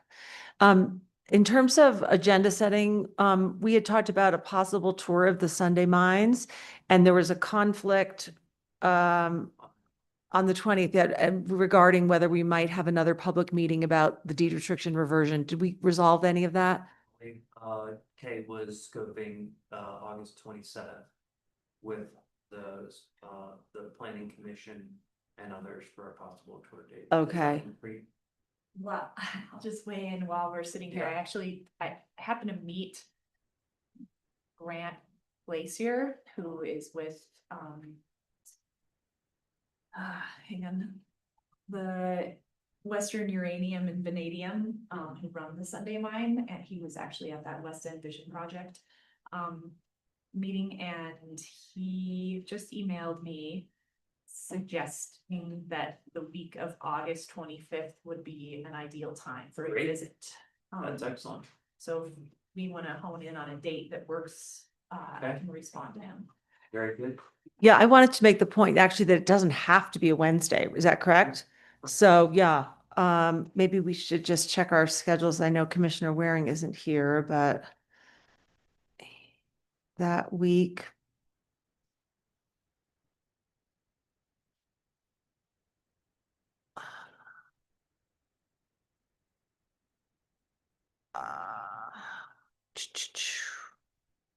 How's it look for you, Kalina? Yeah, I'm looking. That week. For me, Monday, Tuesday, or Friday would be ideal, but yeah, Monday, Tuesday, or Friday, but I can also move things around. So I'll say I'm open to. Does that make sense?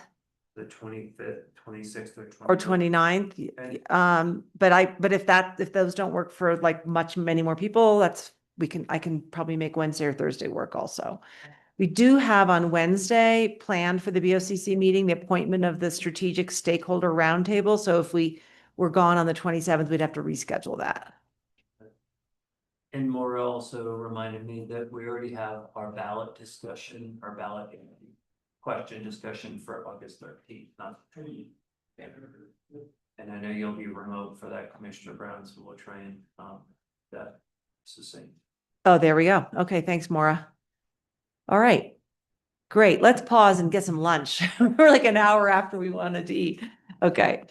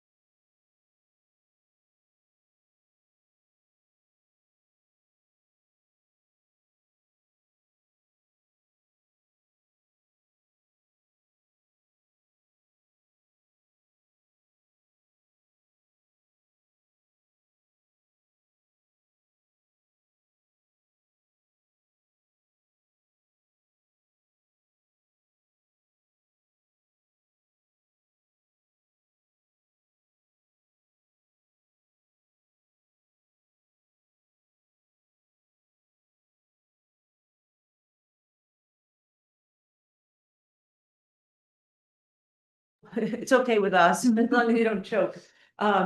But, so, okay, so just before we start the recording, we need a motion to go into executive session.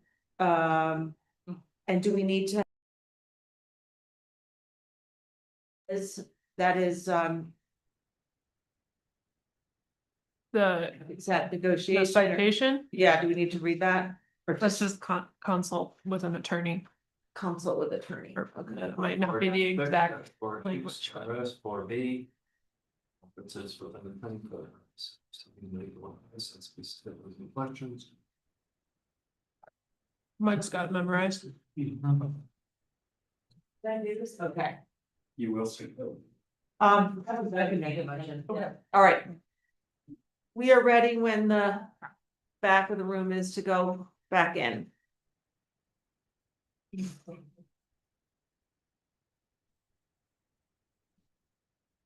We can go back. Oh, okay. We're gonna do a breakout room.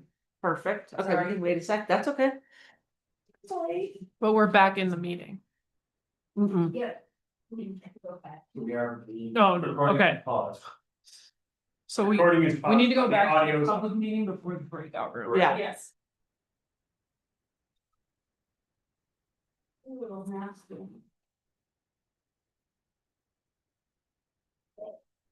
Hello, San Miguel County. It is 12:58. We all have our lunches in front of us and we are resuming our regular commissioner meeting on Wednesday, July 30th.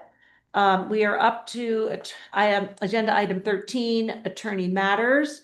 I've been advised by our attorney that we do not have any updates or anything else to discuss in the public session. And that we are ready to go into executive session. I will make a motion that we go into executive session per CRS 24-6-402 4B, consultation with an attorney for purposes of receiving legal advice. In particular, we will be discussing continued discussion of the deed restriction and legal review and interpretation. I second that. How do you vote? Aye. Aye as well. We are moving into executive session. Commissioner Brown, Yes, sorry. will you do your usual conflict disclosure statement as well? That's right. I forgot to bring it to read, but I can pretty much get at it, I think. I need to disclose on the record that I am an owner of deed restricted housing. However, I feel that I am able to address this matter without bias. And we're not making any decisions in this. And we are not making any decisions. We are merely consulting with our attorney. Okay, so do we vote? We did vote. Okay, so we are now moving into executive session. And I believe we're all moving into a breakout room.